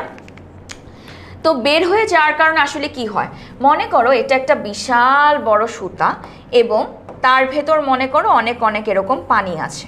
ঠিক আছে, এখন মনে করি এই পানিটা যখন বের হয়ে যাবে তখন কি আর এই সুতাটা ফুলাফাপা থাকবে? একদমই না। সে কি হয়ে যাবে বলো তো, এরকম চিকন কিছু সুতার মতো হয়ে যাবে। এই যে পানি চলে যাওয়ার কারণে মোটা একটা জিনিস চিকন সুতার মতো যে হয়ে গেল, এই কারণে এটাকে আমরা বলে থাকি লেপ্টোটিন, কারণ এই সুতাগুলা চিকন এই কারণে। ঠিক আছে, এবং কি হয়, এই সুতাগুলা না ক্রমান্বয়ে তোমার এরকম, মনে করো তুমি যদি একটা সুতা নাও, মনে করো একটা সেকেন্ড, আমি একটা সুতা দিয়ে তোমাদেরকে একটু দেখাই, কোন সুতা দিয়ে দেখানো যায়। আচ্ছা, আমার আইডি কার্ডটা দিয়ে তোমাদেরকে একটু দেখাই। মনে করো এটা একটা সুতা, এরকম মোটা তাজা ছিল, এর ভেতর থেকে আমি পানি বের করলাম। এরপর কি এরকম হয়ে যাবে না, এরকম চিকন সুতার মতো হওয়ার পর তোমরা সুতা যদি ভালোভাবে লক্ষ্য করো, এরা দেখবা এদের মাঝে না কিছু কিছু এরকম মানে গিঁট বেঁধে যায় না, ঠিক সেম জিনিসটাই হয়ে থাকে আমাদের এই লেপটোটিনে। এবং এখানে দেখা যায় কি সুতাগুলা না এরকম থাকতে পারে না, তাদের মাঝে এরকম কিছু গিটের মতো সৃষ্টি হয়।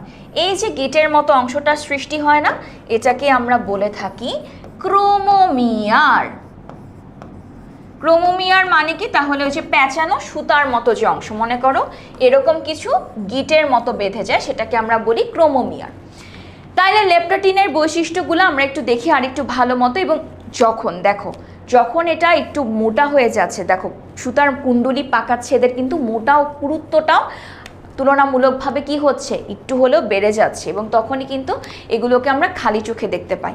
আর যদি আমরা প্রাণীকোষের চিন্তা করি, প্রাণীকোষের এই সময় কি হয়, ক্রোমোজোমগুলা না একটু এরকম ফুলের তোড়ার মতো হয়ে আসে, ঠিক আছে।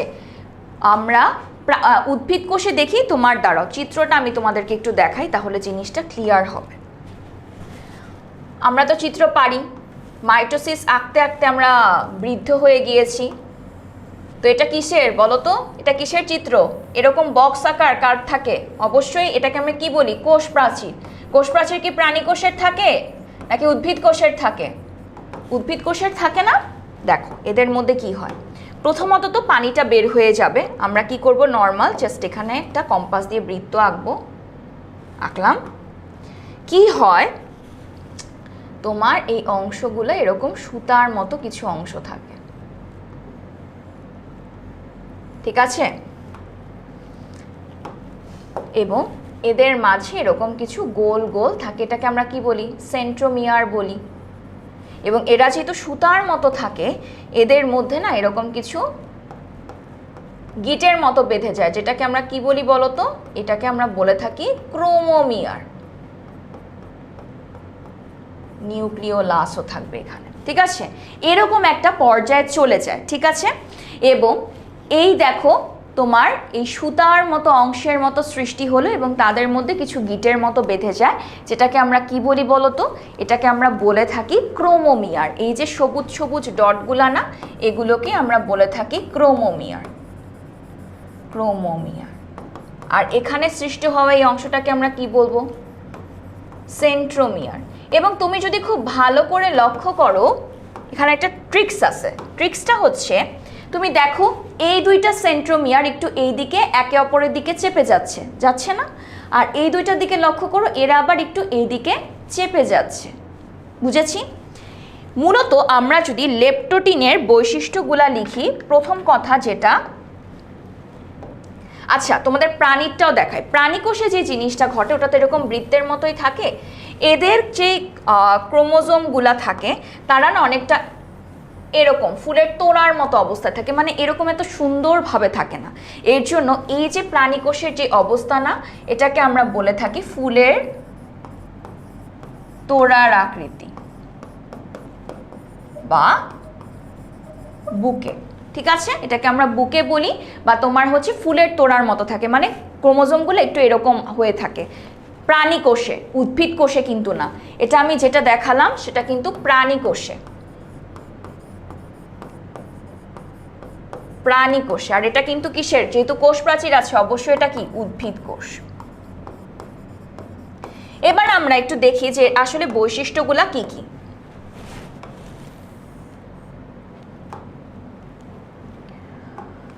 প্রথম যেটা আমরা মনে রাখবো এক কথায়, যেটাকে আসলে আমি কি বলি, লেপ্টো মানে হচ্ছে চিকন, আর তোমার যে টিন আছে, থিন, সেটা মানেও কিন্তু কি তোমার ওই চিকন জিনিসটাকেই বোঝানো হচ্ছে, এটা মনে রাখবো। দ্বিতীয় যে বৈশিষ্ট্যের ক্ষেত্রে যদি হয়, প্রথম যেটা হয় সেটা হচ্ছে এদের কি হয়, জল বিয়োজন, অর্থাৎ এদের ভেতরে থাকা তরলটা বের হয়ে যায়। এবং তারপরে আমরা কি দেখি, আমরা ক্রোমোজোমগুলাকে দেখতে পাই সুতার মতো। সুতার মতো না এই ক্রোমোজোমগুলো,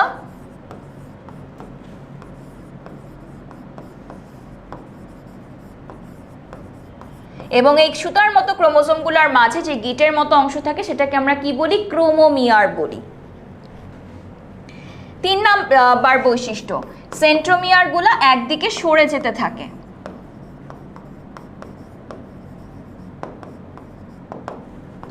একদিকে জোড়া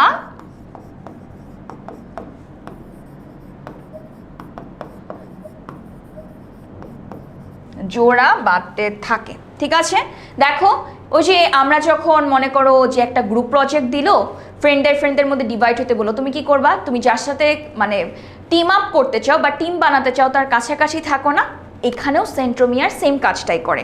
প্রথমে তোমার জলটা বের করে দেয়, এরপর এটা সুতার মতো হয়ে যায় এবং কিছু কিছু গিঁট বাঁধে, যেটাকে আমরা বলি ক্রোমোমিয়ার। আর এই যে ক্রোমোজোমগুলোকে ধরে থাকা গোলাকার অংশ সেন্ট্রোমিয়ার, তারা কি করে দুইটা দুইটা করে এরকম আলাদা এরকম একটা জোড়ার মতো সৃষ্টি করতে থাকে। তো এবং এই কারণে এই প্রক্রিয়াটাকে আমরা কি বলি? লেপ্টোটিন। লেপ্টো মানে কি চিকন, থিন মানেও চিকন, আর থ্রেড মানে কি সুতা। ঠিক আছে, এরপরে চলে আসি জাইগোটি। লেপ্টো গেলে এরপর জাইগোট। এখানে কি হয়? জাইগোট শব্দটার মানেই হচ্ছে তোমার জোড়া। লাস্টের পয়েন্টটাতে আপু কি লিখেছিলাম? সেন্ট্রোমিয়ারগুলো একদিকে কি বানাতে থাকে? জোড়া বানাতে থাকে। এই জোড়া বানানোর জিনিসটাতে তারা সাকসেসফুল হয় জাইগোটিনে। জাইগোট শব্দটার মানে কি? জাইগোট শব্দটার মানে হচ্ছে জোয়াল বা জোড়া। আর থ্রেড মানে সব জায়গাতেই কমন, যেটা আমরা বলে থাকতেছি কি, সেটা হচ্ছে সুতা। এবং এই পর্যায়টাতেই তোমাদের সেই অজানা তথ্যটার সৃষ্টি হয়, যেটাকে আমরা বলে থাকি হোমোলোগাস ক্রোমোজোম। এরকম যখন জোড়া বাঁধে না, এই যে জোড়াটা বাঁধলো, এই জোড়া বাঁধার কিছু নিয়ম আছে। যারা যারা জোড়া বাঁধে, তুমি তো তার সাথে একটা তল তৈরি করবা যার সাথে তোমার মনের মিল, ব্যবহারের মিল। বিপরীত হলে তো তোমরা আর একসাথে কাজ করতে পারবা না, ঝগড়াঝাটি হবে। ঠিক একইভাবে হোমোলোগাস ক্রোমোজোমগুলো এমনভাবে তৈরি, এমন কিছু ক্রোমোজোমের মধ্যে যাদের মধ্যে বৈশিষ্ট্যের কি আছে? অনেক অনেক মিল আছে। তো এখানে আমরা কি দেখি? হোমোলোগাস ক্রোমোজোমের সৃষ্টি। এবং হোমোলোগাস ক্রোমোজোমের কিছু বৈশিষ্ট্য আছে, তারা মূলত একটা আসে বাবার থেকে, একটা আসে মার থেকে। বুঝাই দিচ্ছি, স্লাইডে দেখাচ্ছি। আরও কিছু আমরা জিনিস আগে দেখি। হোমোলোগাস ক্রোমোজোমের মধ্যে পরস্পরে জোড়া সৃষ্টির কারণ, জোড়া সৃষ্টিতে কি হয়? আচ্ছা, এখানে এত ইম্পর্টেন্ট কিছু নেই। যে জিনিসটা হয়, এই যে হোমোলোগাস ক্রোমোজোম যে জোড়া বাঁধে না, এই যে একটা জোড়া, এক জোড়া মানে কি দুইটা, এই যে দুইটা ক্রোমোজোমের যে একটা জোড়া, এটাকে আমরা একটা সুন্দর নামে ডাকি, যেটাকে আমরা বলি বাই ভ্যালেন্ট। আর এই যে জোড়াটা সৃষ্টি হলো বা বাইভ্যালেন্টটা সৃষ্টি হলো, এটাকে আমরা যেই প্রক্রিয়ার মাধ্যমে করি সেটাকে আমরা বলি সিন্যাপসিস। এবং তোমার যদি হয়, একটা মজার প্রশ্ন এখানে হয়, বাইভ্যালেন্ট মানে কি? জোড়া। ঠিক আছে, বাইভ্যালেন্ট শব্দটাকে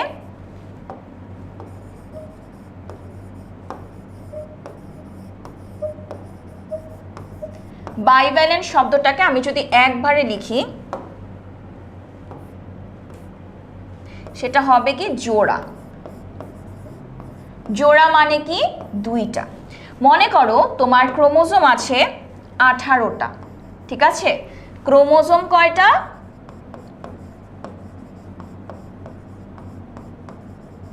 18। আচ্ছা দেখো, ক্রোমোজোম যদি থাকে 18টা, তাহলে আমি যদি বাইভ্যালেন্ট বের করতে চাই, বাইভ্যালেন্ট মানে কি বলতো? এখানে আসলে কয়টা জোড়া আছে, তাই না? বাইভ্যালেন্ট মানে জোড়া। তাহলে বাইভ্যালেন্ট কয়টা থাকবে? 18কে 2 দিয়ে ভাগ দাও, থাকে হচ্ছে 9টা। এই কথাটাই মূলত আমার এখানে লেখা, যে আমার ক্রোমোজোম সংখ্যা যাই হোক না কেন, সেটার অর্ধেক হয়ে যাবে বাইভ্যালেন্ট, অর্থাৎ জোড়া বাঁধবে। আর এই যে প্রক্রিয়াটায় বাইভ্যালেন্টটা যে আমি তৈরি করছি, এই প্রক্রিয়াটাকে আমরা বলে থাকি সিন্যাপসিস। এটা কিন্তু আবার নিউরনের সিন্যাপসের সাথে গোলায় ফেলো না, এটাকে আমরা বলি সিন্যাপসিস। আচ্ছা, সিন্যাপসিস শব্দটার মানে কিন্তু অলরেডি বুঝে যাওয়ার কথা। সেটা মানে কি? কোনো একটা কিছুকে জোড়া বাঁধানো। যেমন নিউরনের ক্ষেত্রে আমরা বলেছিলাম সিন্যাপস, একটার সাথে আরেকটার কানেকশন। ঠিক একইভাবে সিন্যাপসিস প্রক্রিয়াটার মানে হচ্ছে জোড়া বাঁধা। এবং এই সময়টাতে আমরা কি দেখি? যে নিউক্লিওলাস, নিউক্লিয়ার মেমব্রেন কোনো কিছুই কিন্তু হারায়নি। কিন্তু আমরা যদি প্রোফেজ ধাপটার কথা একটু স্মরণ করি, সেখানে আমরা দেখেছিলাম যে নিউক্লিওলাস, নিউক্লিয়ার মেমব্রেনের বিলুপ্তি শুরু হয়, সেটা আমরা দেখব। আচ্ছা, তো জাইগোটিনটা তোমরা যদি একটু ভালোভাবে, আচ্ছা তার আগে আমি তোমাদেরকে হোমোলোগাসটা আগে বুঝাই। মনে করো এই যে একটা ক্রোমোজোম, এই যে একটা ক্রোমোজোম, এই হচ্ছে সেন্ট্রোমিয়ার। সেন্ট্রোমিয়ারগুলা কিন্তু কাছাকাছি আসছে। তো এদের এই যে জোড়াটার সৃষ্টি হলো না, এই জোড়াটাকে আমরা বলে থাকি হোমোলোগাস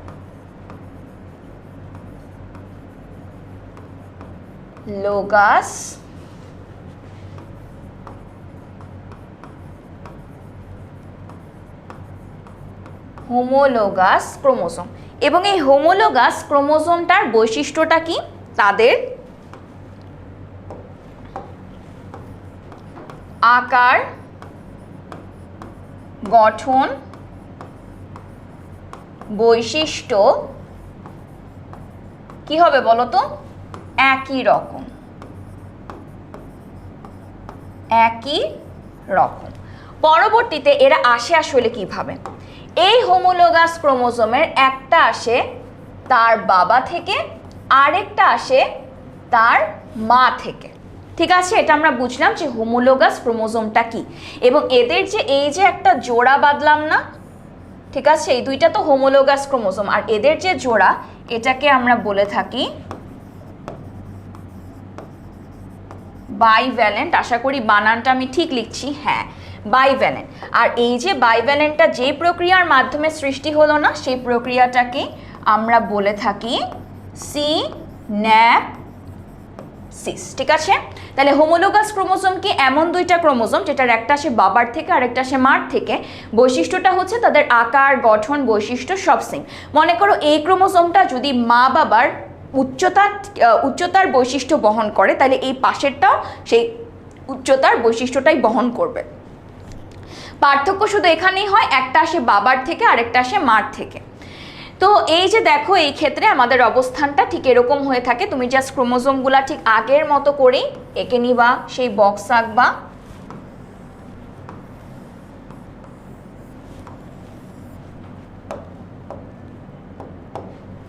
বৃত্তটা এঁকে ফেললাম, মানে নিউক্লিয়াসটা এঁকে ফেললাম, এটাকে বৃত্ত বলা আসলে গুণা। তারপরে আমরা কি করব? এই যে দেখো, এরকম জোড়া আকার করে দিব। এদের মধ্যে ক্রোমোমিয়ার তো অবশ্যই থাকবে, এবং মাঝে কি থাকবে? মাঝে সুন্দর সুন্দর দুইটা সেন্ট্রোমিয়ার থাকবে, আর এখানে কি থাকবে? নিউক্লিওলাস থাকবে। কারণ এখনো কোনো কিছুরই কিন্তু আমাদের কি হয়নি? বিলুপ্তি হয়নি। ওখানেও যেমন নিউক্লিওলাস, নিউক্লিয়ার মেমব্রেন আছে, এখানেও আছে। তো এই প্রক্রিয়াটাকে আমরা বলি জাইগোটিন। জাইগোটিন মানে কি? এটা হচ্ছে জাইগোট, অর্থাৎ জোড়া বাঁধবে। এখানে মূলত হোমোলোগাস ক্রোমোজোমের সৃষ্টি হয়। হোমোলোগাস ক্রোমোজোমের মূলত একটা জোড়ার সৃষ্টি হয়, যেই জোড়াটাকে আমরা বলি বাইভ্যালেন্ট। এবং এই যে জোড়াটা সৃষ্টি হলো, এই প্রক্রিয়াটাকে আমরা বলি কি? সিন্যাপসিস। এরপরে চলে আসি আরেকটা সবচেয়ে ইম্পর্টেন্ট পর্যায়। সবচেয়ে ইম্পর্টেন্ট কেন? কারণ এখানেই আমাদের মূলত যেই শব্দটা নিয়ে অনেক মাথা ব্যথা, সেটা হচ্ছে ক্রসিং ওভারের যে বিষয়টা, সেটা কিন্তু আমাদের প্যাকাইটিন এই প্রক্রিয়াটাতেই হয়ে থাকে। প্যাকাইটিন শব্দটাকে আমি যদি চিন্তা করি, এটা আসলে বুঝাচ্ছে থিক, মোটা বা পুরো কোনো একটা কিছু যখন মোটা হয়ে যায়, সেই প্রক্রিয়াটাকে আমরা বলে থাকি তোমার মূলত প্যাকাইটিন প্রক্রিয়া। ঠিক আছে, ওকে। এই প্যাকাইটিন প্রক্রিয়াটাতে আমরা এটাকে আরো মোটা বা খাটো দেখি। এবং এই পর্যায়ে সর্বপ্রথম বাইভ্যালেন্টের প্রতিটি ক্রোমোজোমের সেন্ট্রোমিয়ার ব্যতীত দুইটা অনুদৈর্ঘ্যের সৃষ্টি হয়। যেমন আগে আমরা দেখেছিলাম ঠিক এইভাবে ছিল, তাই না? এখন আমি দেখব এটাকে এরকম একটা রূপে, অর্থাৎ এরকম চারটা অংশে তারা চারটা ক্রোমাটিড থাকে একটা বাইভ্যালেন্টের ভেতরে। ঠিক আছে, যেমন প্রতি বাইভ্যালেন্টে আমার আসলে কি থাকবে বলো তো? এই যে চিত্রটা দেখায়, তাহলে তোমরা আরো ক্লিয়ার হবা। এই যে বাইভ্যালেন্টে কি হচ্ছে দেখো, তোমার এখানে দুইটা করে তোমার সেন্ট্রোমিয়ার থাকতেছে, এবং ক্রোমাটিডও কিন্তু এখানে অনেকগুলা থাকছে। এই যে দেখো, প্রত্যেকটাতে চারটা করে থাকতেছে। এই যে এই গঠনটা, এটাকে আমরা একটা বিশেষ নামে ডাকি, সেটা হচ্ছে টেট্রা। যেমন আমরা বলেছিলাম না, মোনো, ডাই, তারপর হচ্ছে ট্রাই, টেট্রা। টেট্রা মানে কি? চার। তো সেরকম যখন এরকম একটা পরিণতি সৃষ্টি হয়, যেখানে একটা বাইভ্যালেন্টের তোমার কয়টা করে সেন্ট্রোমিয়ার থাকছে? দুইটা করে সেন্ট্রোমিয়ার থাকছে, অর্থাৎ প্রতিটি বাইভ্যালেন্টে দুইটা সেন্ট্রোমিয়ার এবং চারটি করে ক্রোমাটিড থাকে। সেই পর্যায়টাকে আমরা বলে থাকি টেট্রাড। আগে যেমন ছিল ঠিক এইভাবে এরকম ধাপে ছিল, তার পরবর্তীতে তারা কেমন হয়ে গেল দেখো তো, এরকম একটা পর্যায়ের সৃষ্টি হলো না? এইটাকেই আমরা একত্রিত করে বলি টেট্রাড। এবং টেট্রাডের বৈশিষ্ট্যগুলা কি? তার ভেতরে থাকবে দুইটা সেন্ট্রোমিয়ার, এবং প্রতি জোড়ায় কয়টা, কি লেখা আছে, প্রতিটিতে কয়টা, 4টা করে ক্রোমাটিড। ক্রোমাটিড মানে কি, ক্রোমোজোমের ওই যে হাত পা গুলাকে আমরা কি বলি, ক্রোমাটিড। তো সেরকম একটা অবস্থার যে সৃষ্টি হয় এটাকে আমরা বলে থাকি টেট্রাড। ঠিক আছে, এই ক্রোমোজোমের দুটি ক্রোমাটিডকে আমরা কি বলি, সিস্টার ক্রোমাটিড বলি। একই জোড়ার দুটি ভিন্ন ক্রোমোজোমকে আমরা বলি নন সিস্টার ক্রোমাটিড। মাথা ঘুরাচ্ছে, সলভ দিচ্ছি, আগে একটু রিডিং পড়ে নাও, বুঝে নাও জিনিসগুলো। এই উপপর্যায়ের শেষের দিকে বাইভ্যালেন্টের যে কোনো দুটি নন সিস্টার ক্রোমাটিড সম্ভবত একই স্থানে ভেঙে গিয়ে তাদের মধ্যে আদান প্রদান করে। ঠিক আছে, ওকে। এবং এক্স আকৃতির চিহ্নের মতো অনেক কিছু লেখা, আসো তোমাদেরকে সহজ করে আপু বুঝায় দিই। যে জিনিসটা হয় প্রথম যেটা, সেটা হচ্ছে প্রথমে আমার এখানে টেট্রাডের সৃষ্টি হলো। এই যে আমাদের এই চিত্রটার মতো এখানে আমার টেট্রাডের সৃষ্টি হবে।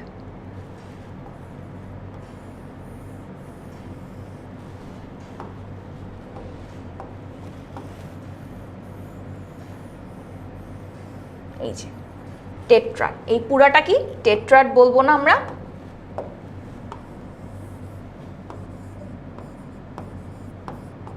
টেট্রাড। এই টেট্রাডের মধ্যে দেখো এই যে এই দুইটা না, যারা দেখতে একই রকম, এদেরকে আমরা কি বলবো, অবশ্যই বোনরা দেখতে একই রকম হয়, এদের দুইজনকে আমরা বলবো সিস্টার।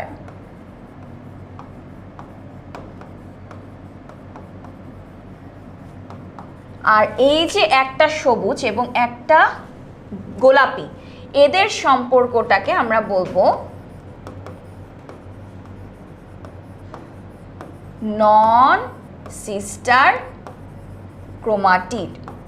এই জিনিসটা আগে ক্লিয়ার হইতে হবে। হোমোলোগাস দুই জোড়া ক্রোমোজোমের মধ্যে, অর্থাৎ একটা বাইভ্যালেন্ট যখন তৈরি হয়, যখন তাদের মধ্যে ক্রোমাটিড তৈরি হয়, সেই অবস্থাটাকে আমরা বলি টেট্রাড। অর্থাৎ একটা টেট্রাডের ভিতর দুইটা হোমোলোগাস ক্রোমোজোম আছে, মানে এক জোড়া করে।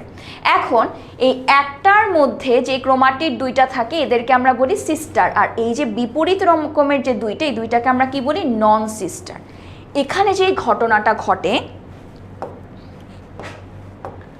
তোমার মনে করো এই যে সিস্টার,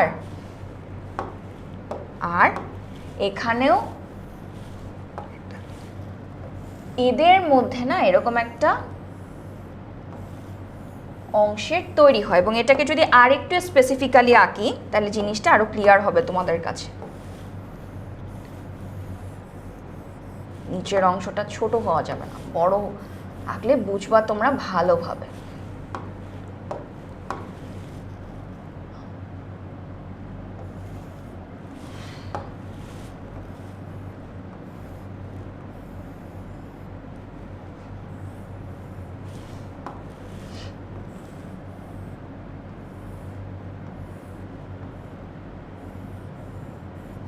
দেখো এখানে এই যে দুইটা যে ক্রোমোজোম ছিল, এদের মধ্যে আসলে সম্পর্কটা কি, এর এই অংশ এই অংশ বা এই অংশ এই অংশ, তারা কি নন সিস্টার ক্রোমাটিড।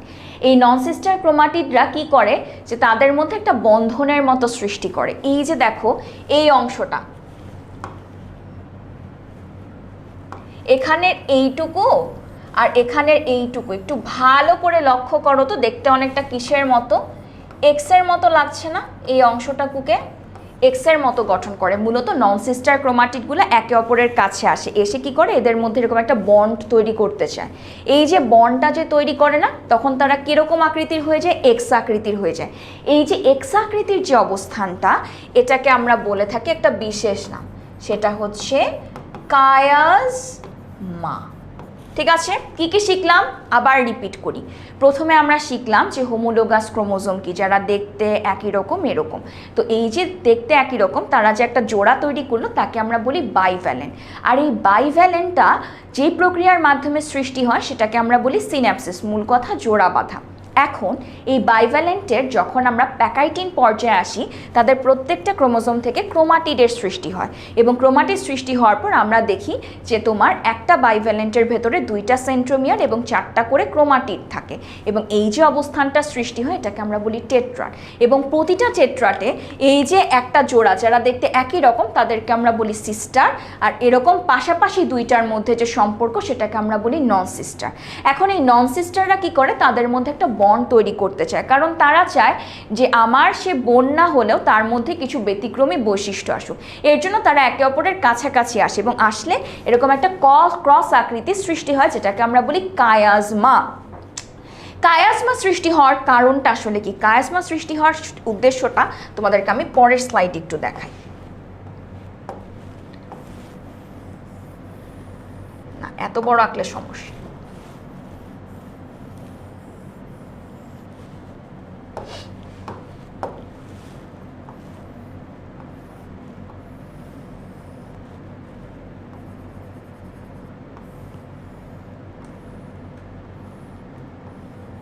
এই যে মনে করো এখানে একটা কায়াজমার সৃষ্টি হলো এক্স আকৃতি, এর পরবর্তীতে কি হবে এই যে যেই অংশটাতে তোমার এই যে কায়াজমা যে বাধাটা সৃষ্টি করলো না তারা মূলত আলাদা হয়ে যায়, ঠিক আছে। কায়াজমা সৃষ্টি হওয়ার পর এই যে মনে করো এখানের এই অর্ধেক অংশ থেকে এইটুকু অংশ মনে করো বাদ চলে যাবে, আবার একইভাবে এখানে যে অংশটা যুক্ত হয়েছিল তার এই যে অংশটাতে কায়াজমা হইল না তারা এইভাবে বাদ হয়ে যাবে। সেম ভাবে এখানেও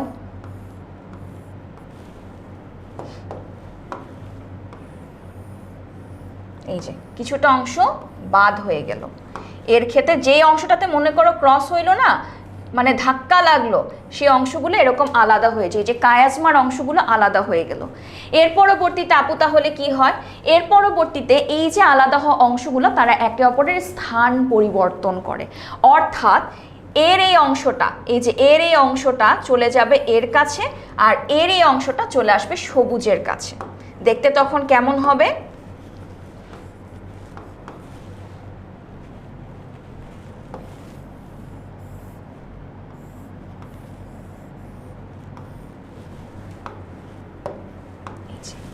এর এই অংশটা এর কাছে চলে আসবে আর এর এই অংশটা এর কাছে চলে আসবে, সেম ভাবে এর ক্ষেত্রেও এই কাহিনীটাই ঘটবে।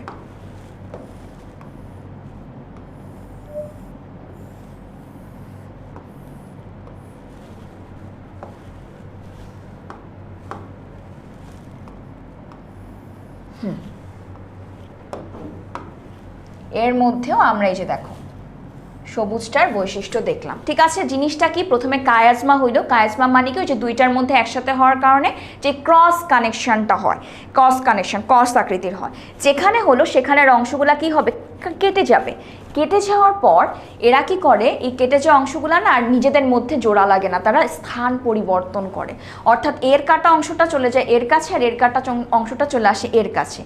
এই যে কাটাকাটির যে অংশটা হলো না এইটাকে আমরা বলে থাকি, অনেকেই ধরে ফেলছো এইটাকে আমরা বলে থাকি ক্রসিং ওভার, মানে ক্রস করে করে স্থান পরিবর্তন করা, এটাকে আমরা কি বলছি ক্রসিং ওভার। প্রথমে তৈরি করলো কায়াজমা, বাকি ছোট অংশ কেটে গেল, কেটে যাওয়ার পর তারা স্থান পরিবর্তন করলো, করার মাধ্যমে যে প্রক্রিয়াটা সেটাকে আমরা কি বলছি ক্রসিং ওভার। অল গুড, বুঝতে পারছি?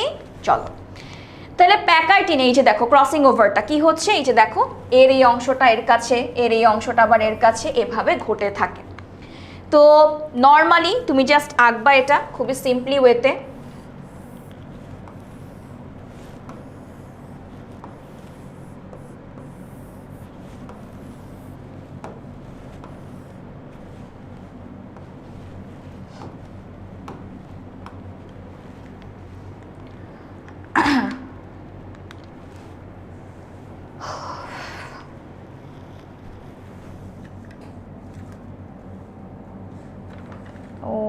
ওকে আচ্ছা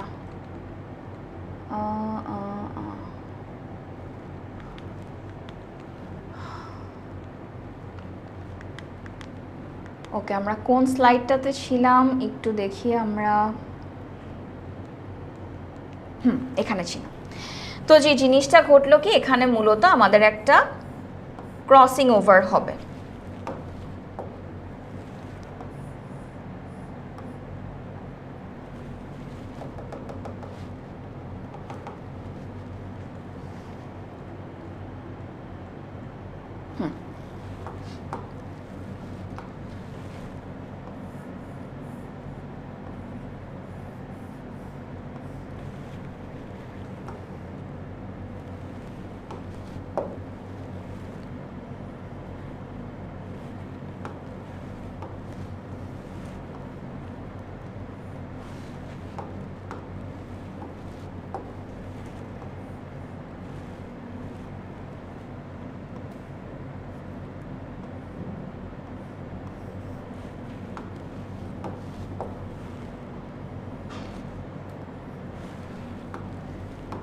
এই যে হয়ে গেল।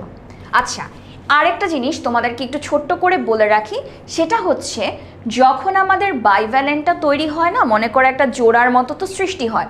এখানে একটা শব্দ, সেটা হচ্ছে মনে করে এরকম আমার দুইটা ক্রোমোজোমের মধ্যে এরকম বন্ড তৈরি হচ্ছে। কি হয়, এদের মধ্যে তোমার কিছু কিছু জায়গায় এরকম একটা খাঁচের মতো সৃষ্টি হয়, হ্যাঁ, যেন এরা একজন আরেকজনকে ছেড়ে দূরে কোথাও না যেতে পারে। এটাকে আমরা বলে থাকি সিন্যাপটোমাল কমপ্লেক্স।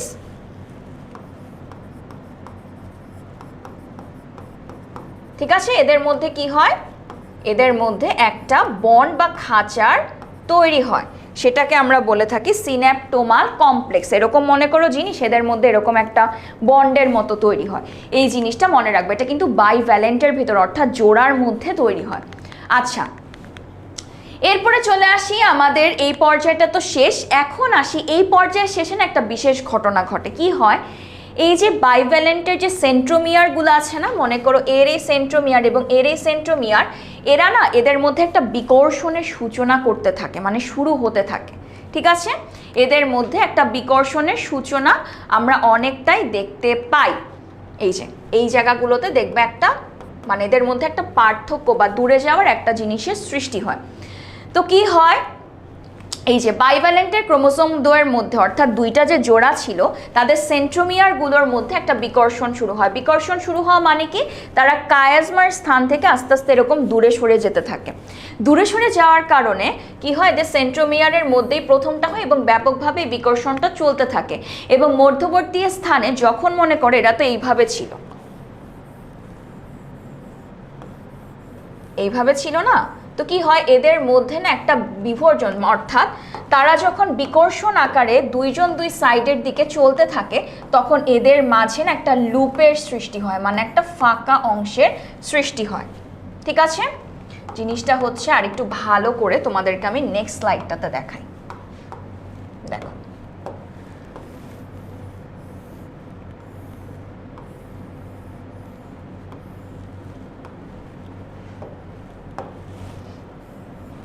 ক্রসিং ওভারটা অবশ্যই দেখাবো।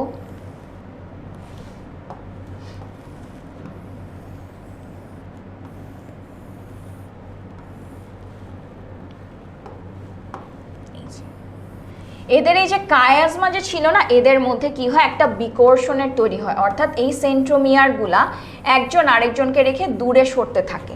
দূরে যখন সরতে থাকে তখন তাদের মাঝে এই যে দেখো এখানে একটা লুপের মতো সৃষ্টি হয়, এটাকে আমরা কি বলি, লুপ বলি। ঠিক আছে, একটা ফাঁকা অংশের মতো সৃষ্টি হয় যেটাকে আমরা লুপ বলছি।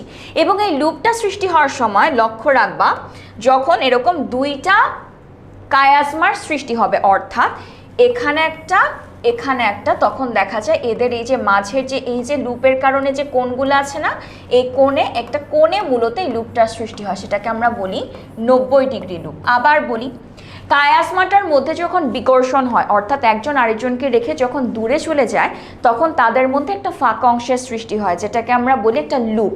এখন এই লুপটা সৃষ্টি হয় এই যে কায়াজমার যে সংযোগের যে স্থানগুলা না, এই অংশগুলাতে একটা কোণের সৃষ্টি হয়।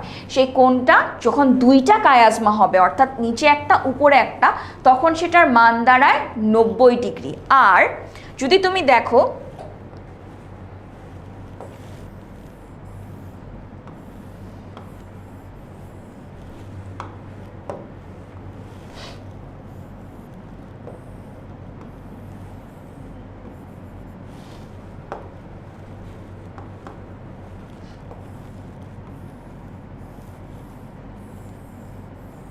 দেখো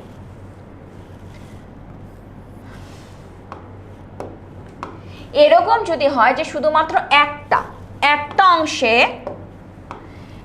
অংশে কায়াজমা সৃষ্টি হয়েছে, তখন এদের মধ্যে যে লুপটার সৃষ্টি হয় সেটার মান আবার হয় 180 ডিগ্রি। ঠিক আছে, যখন তোমার দুইটা কায়াজমার মধ্যে হয় তখন সেটা 90, আর যদি একটা কায়াজমা হয় অর্থাৎ একটা ক্রস হয় বা একটা ক্রসিং ওভার হয় সেই ক্ষেত্রে মানটা হয় 180। বুঝতে পারছি?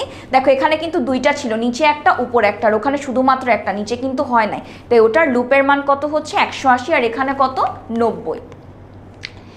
এরপরে আমরা মূলত এখানে এই বিকর্ষণটাই আমরা মূলত দেখতে পাই, এবং দেখো চিত্রটায় তোমরা যদি ভালো করে লক্ষ্য করো এদের মধ্যে কিন্তু একটা লুপের সৃষ্টি হচ্ছে, এবং এখানে কিন্তু নিউক্লিওলাসটা কি আস্তে আস্তে হারিয়ে যাচ্ছে বা বিলুপ্ত হয়ে যাচ্ছে। এরপরে চলে আসি আমাদের এই প্রোফেজ 1-এর লাস্ট পর্যায়, যেটাকে আমরা বলি ডায়াকাইনেসিস। এখানে কি হয়, এখানে মূলত ক্রোমোজোমের উপর ধাত্র জমা হয় এবং মূলত বিভাজনটা আরও বেড়ে যায়। ঠিক আছে, এরা মূলত আরও একে অপরকে রেখে একদম দূরে সরে যেতে থাকে। এই যে দেখো তারা একে অপরকে রেখে একদম দূরে চলে যেতে থাকে। আমাদের এই ডায়াকাইনেসিস যে পর্যায়টা আছে এখানেই মূলত আমরা এই বিভাজনটা দেখতে পাই। মূলত তারা একে অপরকে রেখে একদম দূরে চলে যাবে।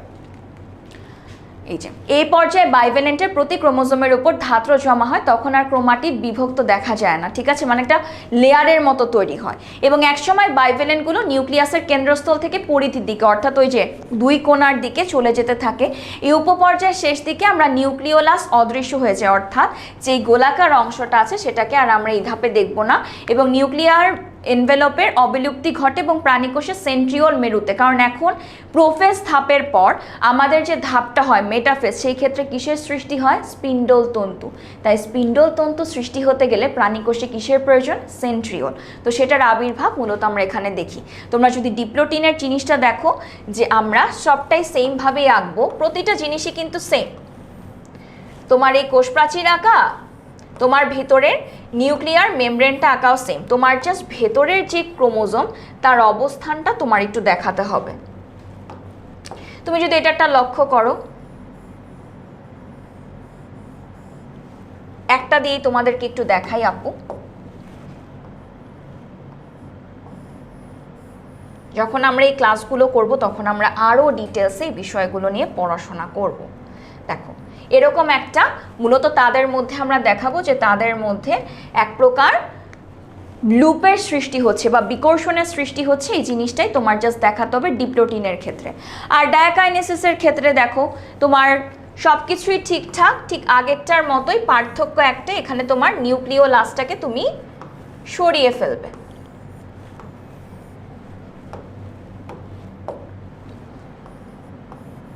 আচ্ছা, নিউক্লিয়াস তো দিতে হবে অবশ্যই আমাদের, দিলাম।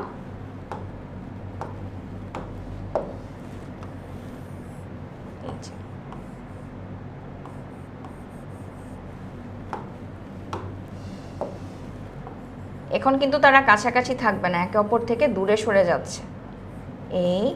এই ক্রসিং ওভারটা অবশ্যই যখনই তুমি এই ধাপটা আঁকবে কয়েকটা জিনিস খুব গুরুত্বপূর্ণ, সেটা হচ্ছে তোমার এই ক্রসিং ওভারটার জিনিসটা দেখাতে পারবে। তোমরা যেটা করতে পারো কয়েকটা তোমরা এইভাবে আঁকতে পারো, আরেকটা আঁকতে পারো যে পেন্সিল দিয়ে বাকি অংশগুলো এইভাবে ভরাট করে দিলাম, তাইলে ক্রসিং ওভারটা দেখতে অনেক ভালো লাগে। আমি এই জিনিসটা ফলো করতাম।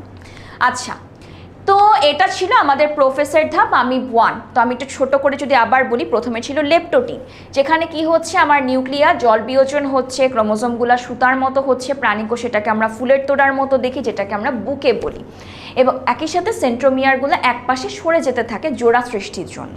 যখন আমরা জাইগোটিনে যাই, জাইগোটিনের মূল শব্দটাই হচ্ছে জোড়া বাঁধা। কি করে, তোমার সেন্ট্রোমিয়ারগুলো একসাথে যেয়ে তারা একটা জোড়া বাঁধতে শুরু করে, যেটাকে আমরা বলে থাকি হোমোলোগাস ক্রোমোজোম। এবং হোমোলোগাস ক্রোমোজোমের বৈশিষ্ট্য তাদের আকার আকৃতি সব কিছু সেম, এবং তাদের হচ্ছে একটা সে মাতা থেকে একটা সে পিতা থেকে, এবং হোমোলোগাস ক্রোমোজোমের যে জোড়া সেটাকে আমরা বলে থাকি বাইভ্যালেন্ট, এবং এই প্রক্রিয়াটাকে আমরা বলে থাকি সিন্যাপসিস। এবং বাইভ্যালেন্টের মধ্যে একটা খাঁচের মতো অংশ থাকে, যেটাকে আমরা কি বলি, সিন্যাপ্টোমাল। সিনেপ্টোমাল আমরা কি বলি, অ্যাকশন বলে থাকি আমরা এই যে অংশটাতে আমাদের যে বাইভ্যালেন্ট যে সৃষ্টি হচ্ছে।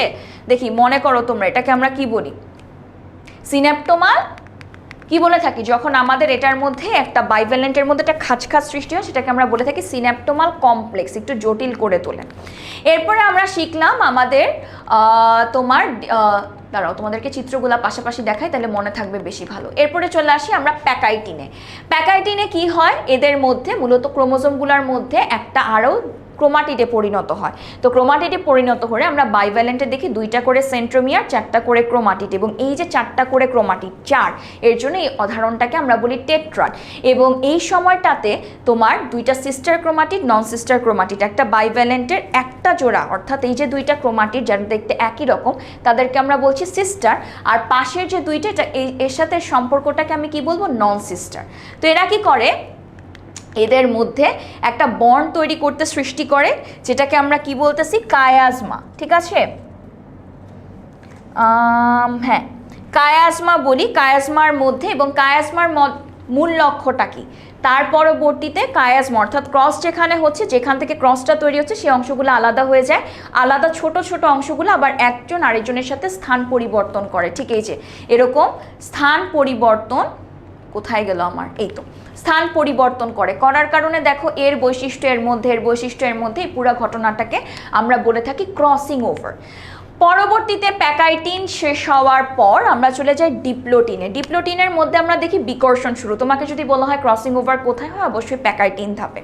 আর তোমার ডিপ্লোটিনে কি হয়, ডিপ্লোটিনে তোমার মূলত কায়াজমা যে হয়েছিল তাদের মধ্যে একটা বিভেদ তৈরি হয়, এবং যখন তারা দুই পাশে যেতে থাকে তাদের মাঝে একটা লুপের সৃষ্টি হয়, এবং কায়াজমার অংশগুলোতে আমরা বিভিন্ন ধরনের কোণ দেখতে পাই। মনে করো এই যে অংশটা এরা একসাথে ছিল, যখন এরা একে অপর থেকে দূরে সরে যাচ্ছে দেখো আমার আঙ্গুলের পজিশন কিন্তু চেঞ্জ হচ্ছে, এবং চেঞ্জ হতে হতে তাদের মধ্যে আমরা কিছু কোণের সৃষ্টি দেখি। যদি এইভাবে হয় মানে 2টা কায়াজমা হয়, সেই ক্ষেত্রে আমরা কোণগুলা দেখি 90, আর যদি একটা জায়গায় হয় সেই ক্ষেত্রে আমরা এখানে দেখি কত, 180। এই লুপের মান খুব ভালো করে মনে রাখবা, ইম্পর্টেন্ট একটা এমসিকিউ। 90 ডিগ্রি হলে কয়টা, 2টা, 180 হলে কয়টা, একটা। আচ্ছা, এরপরে চলে গিয়েছিলাম আমরা ডায়াকাইনেসিস, যেটা হচ্ছে একদম সর্বশেষ ধাপ। এখানে মূলত একদম বিকর্ষণের সর্বশেষ লেভেলে যে দুইজনের থেকে একটু দূরেই সরে যায়, এবং নিউক্লিওলাসটাকে আমরা আর দেখি না। তো এই ছিল আমাদের প্রোফেজ ধাপ। যদি আমরা বলি মেটাফেজ ধাপ, এটা ঠিক আগেরটার মতোই, তোমার সেন্ট্রোমিয়ারের সাথে স্পিন্ডল তন্তু সৃষ্টি হয়। শোনো, স্পিন্ডল তন্তু এবং ট্র্যাকশন তন্তুর মধ্যে অনেক তফাৎ আছে।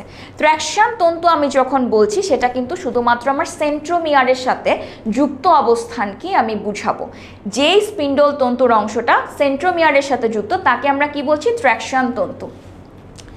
তো এই পর্যায়ে আমরা কিন্তু সেন্ট্রোমিয়ারের বিভাজন দেখব না, এটা মনে রাখতে হবে। তো দেখো মেটাফেজ 1-এর ধাপটা কেমন হয়, এরা একদম মাঝ বরাবর অবস্থান করে, ঠিক আমাদের মাইটোসিসের মতো। শোনো, তোমাদের নতুন করে বুঝার বিষয়টা হচ্ছে তোমাদের এই প্রোফেজের ধাপগুলা আর মেটাফেজের ধাপগুলা। তোমরা যদি একটু দেখো কি হয়, যে আমাদের এই যে তৈরি হলো যে তারা কি করে, তারা একদম মাঝ বরাবর থাকে, এটাকে আমরা কি বলছি, বিষুবীয় অঞ্চলে তারা চলে আসে।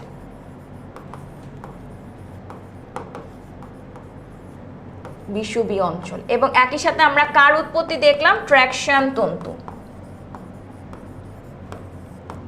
ট্র্যাকশন তন্তু মানে কি, যে অংশটা তোমার সেন্ট্রোমিয়ারের সাথে, ঠিক আছে, এই যে তোমার যে সেন্ট্রোমিয়ার তাদের সাথে যুক্ত থাকে যেই তন্তু, সেটাকে আমরা বলি ট্র্যাকশন তন্তু। জাস্ট এইটুকু মনে রাখলেই তোমার জন্য যথেষ্ট, যে ক্রোমোজোমগুলা এই সময় বিষুবীয় অঞ্চলে থাকে।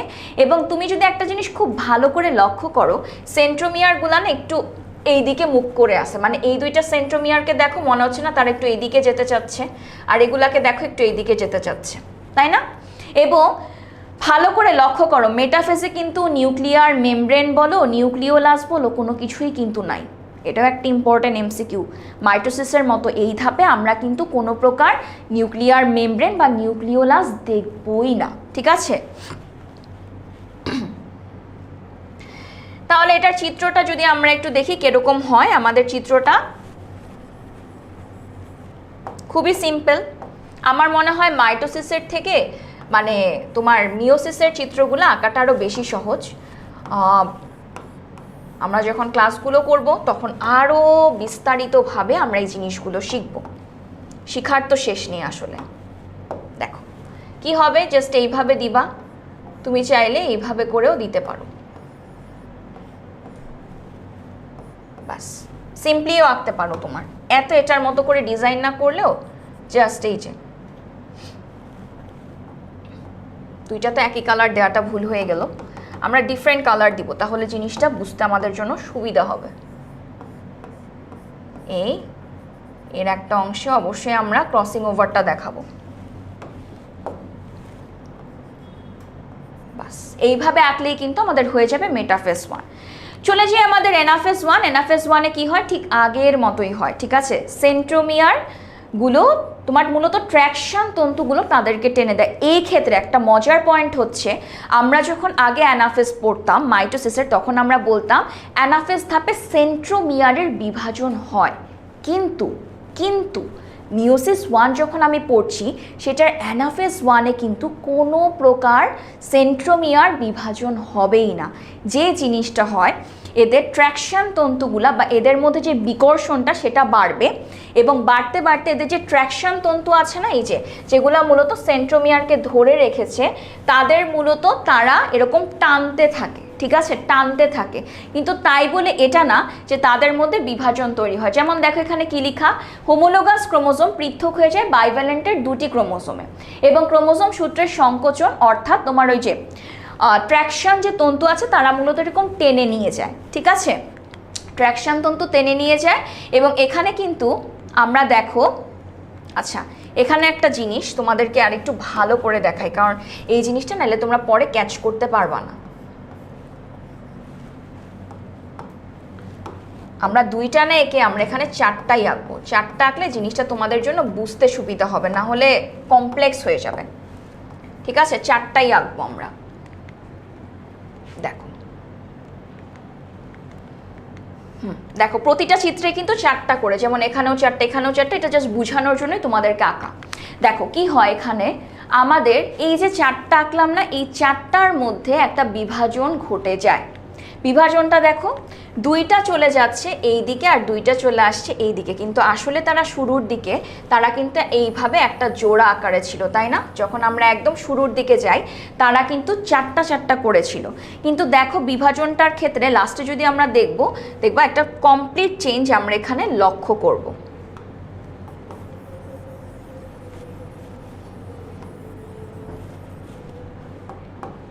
ওকে, তো অ্যানাফেসের কি হয় দেখো, প্রতি মেরুতে ক্রোমোজোম সংখ্যা তখন আমার কি হয়ে যাচ্ছে, 2n হয়ে যাচ্ছে। এটাই হচ্ছে সেই বিষয়টা। দেখো প্রতিটা মেরুতে আমার কয়টা হয়ে যাবে, এখন জাস্ট 2টা করে থাকবে। শুরুতে আমার কয়টা ছিল, একদম শুরুর দিকে আমরা যদি যাই প্রোফেস 1-এ, দেখো শুরুর দিকে কিন্তু আমাদের অন্য একটা টার্মে মূলত ছিল, যখন আমার অ্যানাফেস শুরু হওয়ার আগ মুহূর্ত পর্যন্ত, এই যে দেখো এরকম অবস্থা ছিল। এর পরবর্তীতে কিন্তু এরা পুরাই তোমার আলাদা হয়ে যায়, অর্থাৎ এরা 4n থেকে ঠাস করে 2n হয়ে যায়, অর্থাৎ অর্ধেক হয়ে যায়। এই কারণেই আমরা বলি মায়োসিসকে একটা হ্রাসমূলক বিভাজন, কারণ তারা 4টা থেকে 2 হয়ে যাচ্ছে। কোন ধাপে? অ্যানাফেস ধাপে। কিভাবে হয়?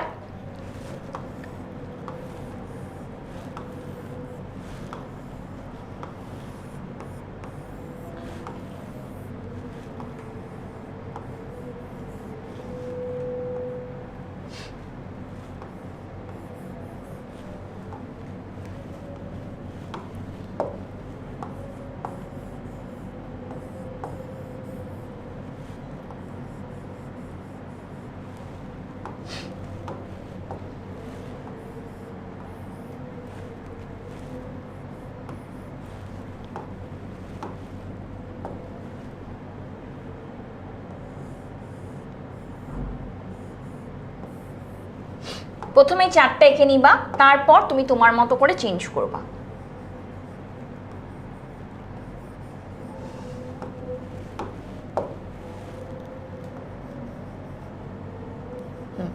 দেখো তাইলে দেখো আস্তে আস্তে করে এদের মধ্যে ট্র্যাকশন তন্তুটা কি হচ্ছে বলো তো? ট্র্যাকশন মানে কি? এই যে এই 2টাকে ধরে রাখছে, যে তারা মূলত টেনে 2টাকে আলাদা করে ফেলে, কিন্তু সেন্ট্রোমিয়ারের কিন্তু কোনো বিভাজন হবে না। মাথায় রেখো, এই অ্যানাফেস ধাপে সেন্ট্রোমিয়ারের কোনো বিভাজনই হবে না। সেন্ট্রোমিয়ার যেমন ছিল তেমনই থাকবে, এবং জাস্ট ট্র্যাকশন তন্তুটা টানবে বিকর্ষণের কারণে।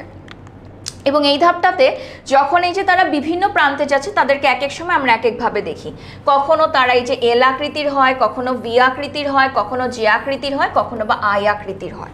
ঠিক আমরা যেমন অ্যানাফেজে পড়েছি, যদি ভি হয় সেটাকে আমরা বলি কি মেটা, যদি এল হয় সেটাকে আমরা বলি সাবমেটা, যদি জে হয় সেটাকে আমরা বলি কি বলি অ্যাক্রোসেন্ট্রিক, অর্থাৎ সেন্ট্রোমিয়ারের অবস্থানটা কেমন সেটার ভিত্তিতে কিন্তু আমরা এটা নামকরণ করে থাকি, যে ক্রোমাটিডগুলার কোন অংশে আমার সেন্ট্রোমিয়ারটা বসছে সেটার ভিত্তিতে আমরা এটাকে বলে থাকি সাবমেটা সেন্ট্রিক। আর লাস্টে যে আই থাকে সেটাকে আমরা কি বলি টেলোসেন্ট্রিক।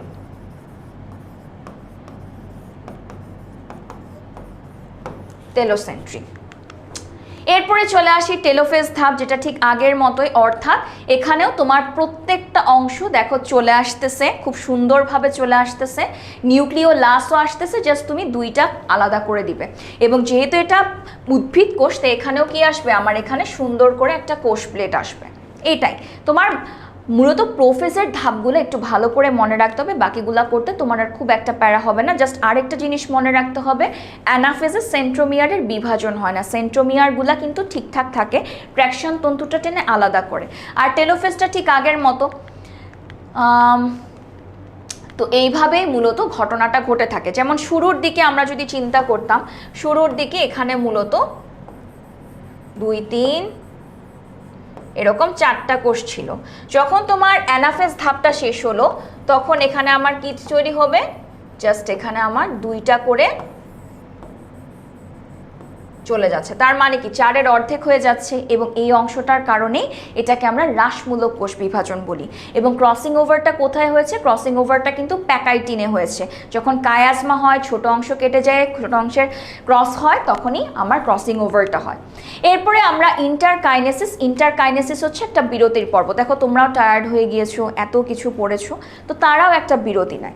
এই বিরতির সময় তারা কি করে, তারা ডিএনএকে আর ডুপ্লিকেট করে না। ঠিক আছে, ডিএনএকে ডুপ্লিকেট কেন করে না? ডিএনএ তো অলরেডি একটা পর্যায়ের মধ্যে আছে, যে তার পরবর্তী ধাপ কি হবে। তারা কি করে, তারা আরএনএ বা প্রোটিনকে সংশ্লেষণ করে যেন তার সামনের ধাপগুলা দ্রুত হয়। কি করে?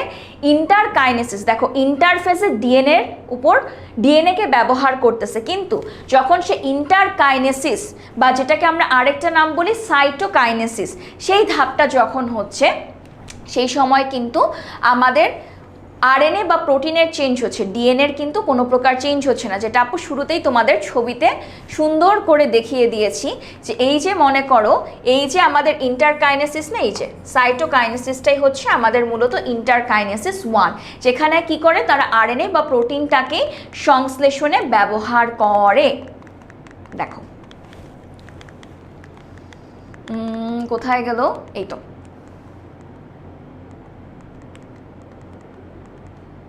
এই যে ইন্টারকাইনেসিস।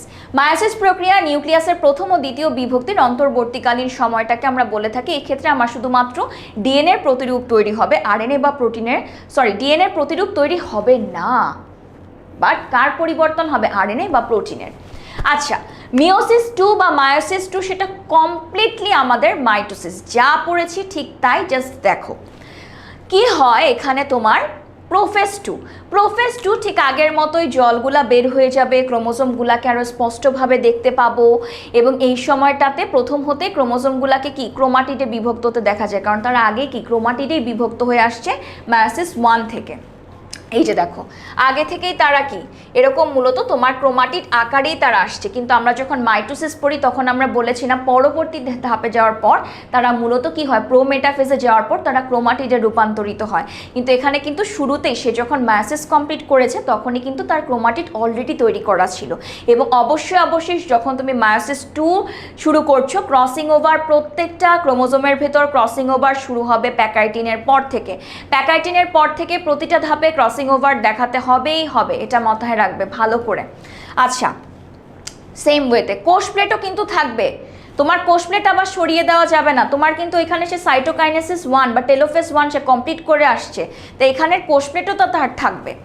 আচ্ছা, মেটাফেজ 2-তে কি হয় দেখো, তারা মূলত এরকম একদম একটু এই অংশের মাঝ অনুযায়ী, এখানের মাঝ অনুযায়ী, এবং তাদের দেখো এই যে মেরু অঞ্চলগুলা তৈরি হচ্ছে, ঠিক আছে। এরা থাকবে মাঝ বরাবর, এর মাঝ বরাবরে, এর মাঝ বরাবরে, এবং এখানে দেখো এই যে ট্র্যাকশন ফাইবারটা দিয়ে তারা মূলত তাদেরকে একদম মাঝ বরাবর অবস্থানে রেখেছে। পরবর্তীতে প্রতিটি কি হয়, এই যে সেন্ট্রোমিয়ারের পূর্ণ বিভক্তির ফলে অ্যানাফেজ 2তেই আমার সেন্ট্রোমিয়ারটা ভাগ হবে, অ্যানাফেজ 1-এ কিন্তু সেন্ট্রোমিয়ার ভাগ হবে না। তাই তাদের দেখতে কিন্তু এমনই ছিল, অ্যানাফেজ 1-এর পর আমার এমনই ছিল, কিন্তু অ্যানাফেজ 2-র পর কেমন হবে চিত্রটা, একটু এমন হয়ে যাবে, কারণ আমার সেন্ট্রোমিয়ারটাই ভাগ হয়ে গেছে। দেখো মিল পাইলা, ওখানের অ্যানাফেজ 1 কিন্তু আমার দেখতে এমন ছিল না, দেখো অ্যানাফেজ 1 আমার দেখতে দেখো জোড়া জোড়াই ছিল, ক্রোমাটিডের মতোই ছিল, কিন্তু এখানে অবস্থানটাকে আমি কি বলবো, এই অবস্থানটাকে আমরা কি বলি, অপত্য ক্রোমোজোম বা স্বতন্ত্র ক্রোমোজোম। এই যে দেখো যখন সেন্ট্রোমিয়ারও সাথে সাথে ভাগ হয়ে যায়, তাই অ্যানাফেজ 2-তে সেন্ট্রোমিয়ার ভাগ হয়, অ্যানাফেজ 1-এ কিন্তু ভাগ হয় না। পরবর্তীতে টেলোফেজ 2 যদি বলি, ঠিক আগের মতোই যা যা পড়েছি আমরা ঠিক সেরকম কোষ প্লেট তৈরি হবে। এরা মূলত দুইটা ভাগে ভাগ হয়ে এখান থেকে আমি দুইটা সুন্দর মতো কোষের পাবো, নিউক্লিয়াস পাচ্ছি খুব সুন্দর করে। দেখো এখানে একটা, এখানে একটা, ওই যে আমরা এঁকেছিলাম না,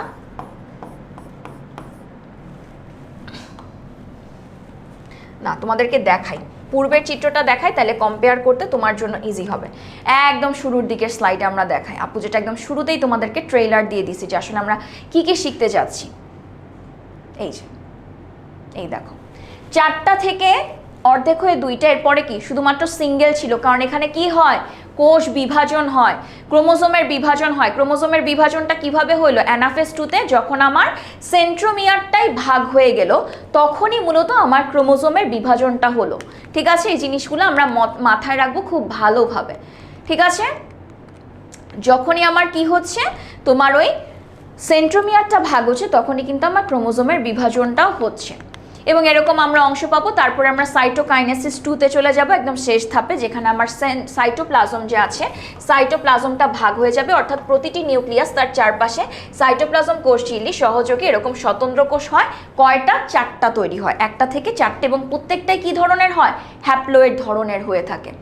আচ্ছা, তো আমি যদি ছোট্ট করে আরেকবার একটু রিক্যাপ করি, প্রথমে আমরা শিখলাম যে আমাদের মায়োসিস কোষ বিভাজনটা দুইটা, একটা 1 একটা 2। 1-এ 4টা পর্যায় থাকে, প্রোফেজ 1, মেটাফেজ 1, অ্যানাফেজ 1, টেলোফেজ 1। প্রোফেজের আবার 5টা উপপর্যায় আমরা পড়ে ফেলছি। তারপরে মেটাফেজ 1, অ্যানাফেজ 1, টেলোফেজ 1, প্রত্যেকটা ধাপে কিন্তু আমার ক্রোমাটিড খুব সুন্দরভাবে থাকবে, কারণ আমার অ্যানাফেজ 1-এ সেন্ট্রোমিয়ারের কোনো বিভক্ত হয়নি, এবং টেলোফেজ 1-এর যে কোষ প্লেট, সেই কোষ প্লেট ক্রোমাটিড অবস্থা নিয়ে সে প্রবেশ করবে মায়োসিস 2-তে, এবং তার মধ্যবর্তী সময় সে একটা ইন্টারকাইনেসিস পর্যায়ে যাবে, যেই সময় সে আরএনএ বা প্রোটিনকে সংশ্লেষ করবে, ডিএনএকে কিন্তু করবে না। ডিএনএকে সে শুধুমাত্র একদম মায়োসিস 1-এর শুরুতে ইন্টারফেজ ধাপে প্রতিলিপন করে ফেলছে।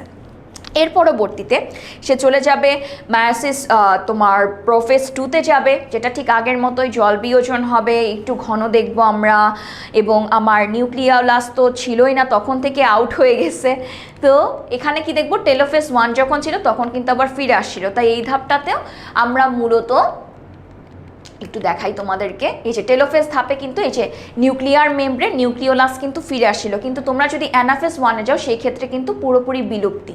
তুমি যদি মেটাফেজ 1-এ যাও সেখানেও বিলুপ্তি। মূলত মেটাফেজ 1-এ আমার নিউক্লিওলাস, নিউক্লিয়ার মেমব্রেন পুরোপুরি বিলুপ্ত হয়ে ফিরে আসে টেলোফেজ 1-এ, সেইটা নিয়ে আবার তারা চলে যায় প্রোফেজ 2-তে। প্রোফেজ 2-তে দেখো আস্তে আস্তে আমার নিউক্লিয়ার মেমব্রেন, নিউক্লিওলাস সব কিছুই কি বিলুপ্ত হতে শুরু করে, এবং পরবর্তীতে মাঝ বরাবর যে অবস্থা মেটাফেজে শিখেছি প্রত্যেকটাই হবে। অ্যানাফেজের ক্ষেত্রে আমার সেন্ট্রোমিয়ারটা অ্যানাফেজ 2-তে এসে ভাগ হয়ে যাবে, এবং আলাদা হয়ে যাওয়ার কারণে এটাকেও কিন্তু আমরা বিভিন্ন বর্ণমালার মতো দেখি, VLJI। অ্যানাফেজ 1-এও সেম, অ্যানাফেজ 2-তেও সেম। আর শেষে হচ্ছে টেলোফেজ 2, যেখানে হচ্ছে একদম তামা করে আমরা 4টা কোষ পেয়ে যাই, সেটা হচ্ছে 4টা হ্যাপ্লয়েড কোষ পাই। তো মায়োসিস যে এত কিছু আপু পড়লাম, কারণটা কি? প্রথম কথা, আমার জনন কোষ সৃষ্টি। আমার জনন কোষ যদি সৃষ্টি না হয় আমার প্রজনন প্রক্রিয়া সম্পূর্ণ হবে না, এবং একইভাবে মায়োসিস প্রক্রিয়ার মাধ্যমে আমরা মূলত যখন অ্যানাফেজ 1 করি তখনই আমরা দেখি যে ক্রোমোজোম সংখ্যাটা আসলে 4 থেকে 2-এ হয়ে যায়, এবং এর জন্য এটাকে হ্রাসমূলক কোষ বিভাজন বলে। এবং এটা হওয়ার কারণটা কি? কারণ মানুষের যে বৈশিষ্ট্য, তার তৈরি হওয়া যে জাইগোট সেটারও বৈশিষ্ট্য যাতে সেম হয়, কারণ যৌন জননে N আর N মিলে 2N হয়ে থাকে, এবং 2Nই একটা মানুষের প্রকৃত ক্রোমোজোম সংখ্যা হওয়া। এরপরে চলে আসি প্রজাতির স্বকীয়তা। ওই যে যেটা বললাম, যদি তোমার এখন 3N 4N হয়, তোমার মানুষের বৈশিষ্ট্য থাকবে না, তুমি ডাইনোসরও হয়ে যেতে পারো। তারপরে আসি বৈচিত্র্যে, অবশ্যই বৈচিত্র্য থাকে। এই যে ক্রসিং ওভার হয়, সেই কারণেই তো তারতম্য হয় না, সবাই তো আর দেখতে একই রকম হই না। সেটা হয়ে থাকে কোথায়? মায়োসিস ওয়ানের প্যাকাইটিনে। অভিব্যক্তি, গ্যামেট সৃষ্টি বা বংশবৃদ্ধি, যৌনক্রম, মেন্ডেলের সৃষ্টি, তো এগুলাই মূলত আমরা শিখলাম। ক্রসিং ওভারের কৌশল বা প্রক্রিয়া সেটা তো আমরা বুঝতে পারছি যে হোমোলোগাস ক্রোমোজোমের মাধ্যমে একটা এক্স বা কায়েজমা সৃষ্টি হয়, কাজমার অংশটা থেকে আলাদা হয়ে সেগুলা ক্রস সেকশনের মাধ্যমে সেখান থেকে আমরা মূলত নতুন কিছুর সৃষ্টি করি। মূলত ক্রসিং ওভারটা সেটার মাধ্যমে হয়ে থাকে। তো এই যে দেখো সুন্দর করে চিত্র দেওয়া।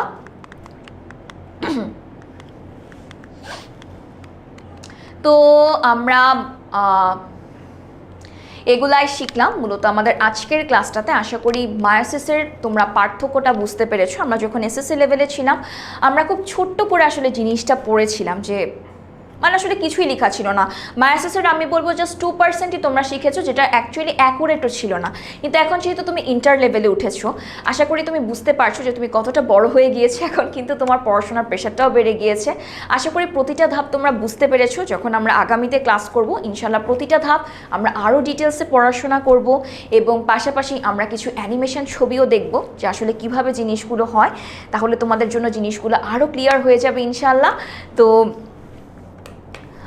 HSC 28 খুব শীঘ্রই দেখা হচ্ছে তোমাদের সাথে ক্লাসে। সবাই ভালো থাকো, সুস্থ থাকো, আর মনোযোগ দিয়ে পড়াশোনাটা শুরু করো। আর হ্যাঁ, এমন না যে আমি পুরো ছুটিটাই শুধু ঘুমিয়ে খেয়ে ঘুরে ফিরে বেড়াবো। হ্যাঁ, অবশ্যই ঘোরাফেরা, খাওয়া দাওয়া, ঘুম, প্রতিটা জিনিসই প্রয়োজন। কিন্তু পাশাপাশি কিন্তু তোমার আগামী যে দিনগুলো আসছে, আগামী যে চ্যালেঞ্জগুলো আসছে, সেগুলোর জন্য প্রস্তুত হতে হবে। তো HSC 28 ভালো থাকো, ইনশাল্লাহ দেখা হবে ক্লাসে।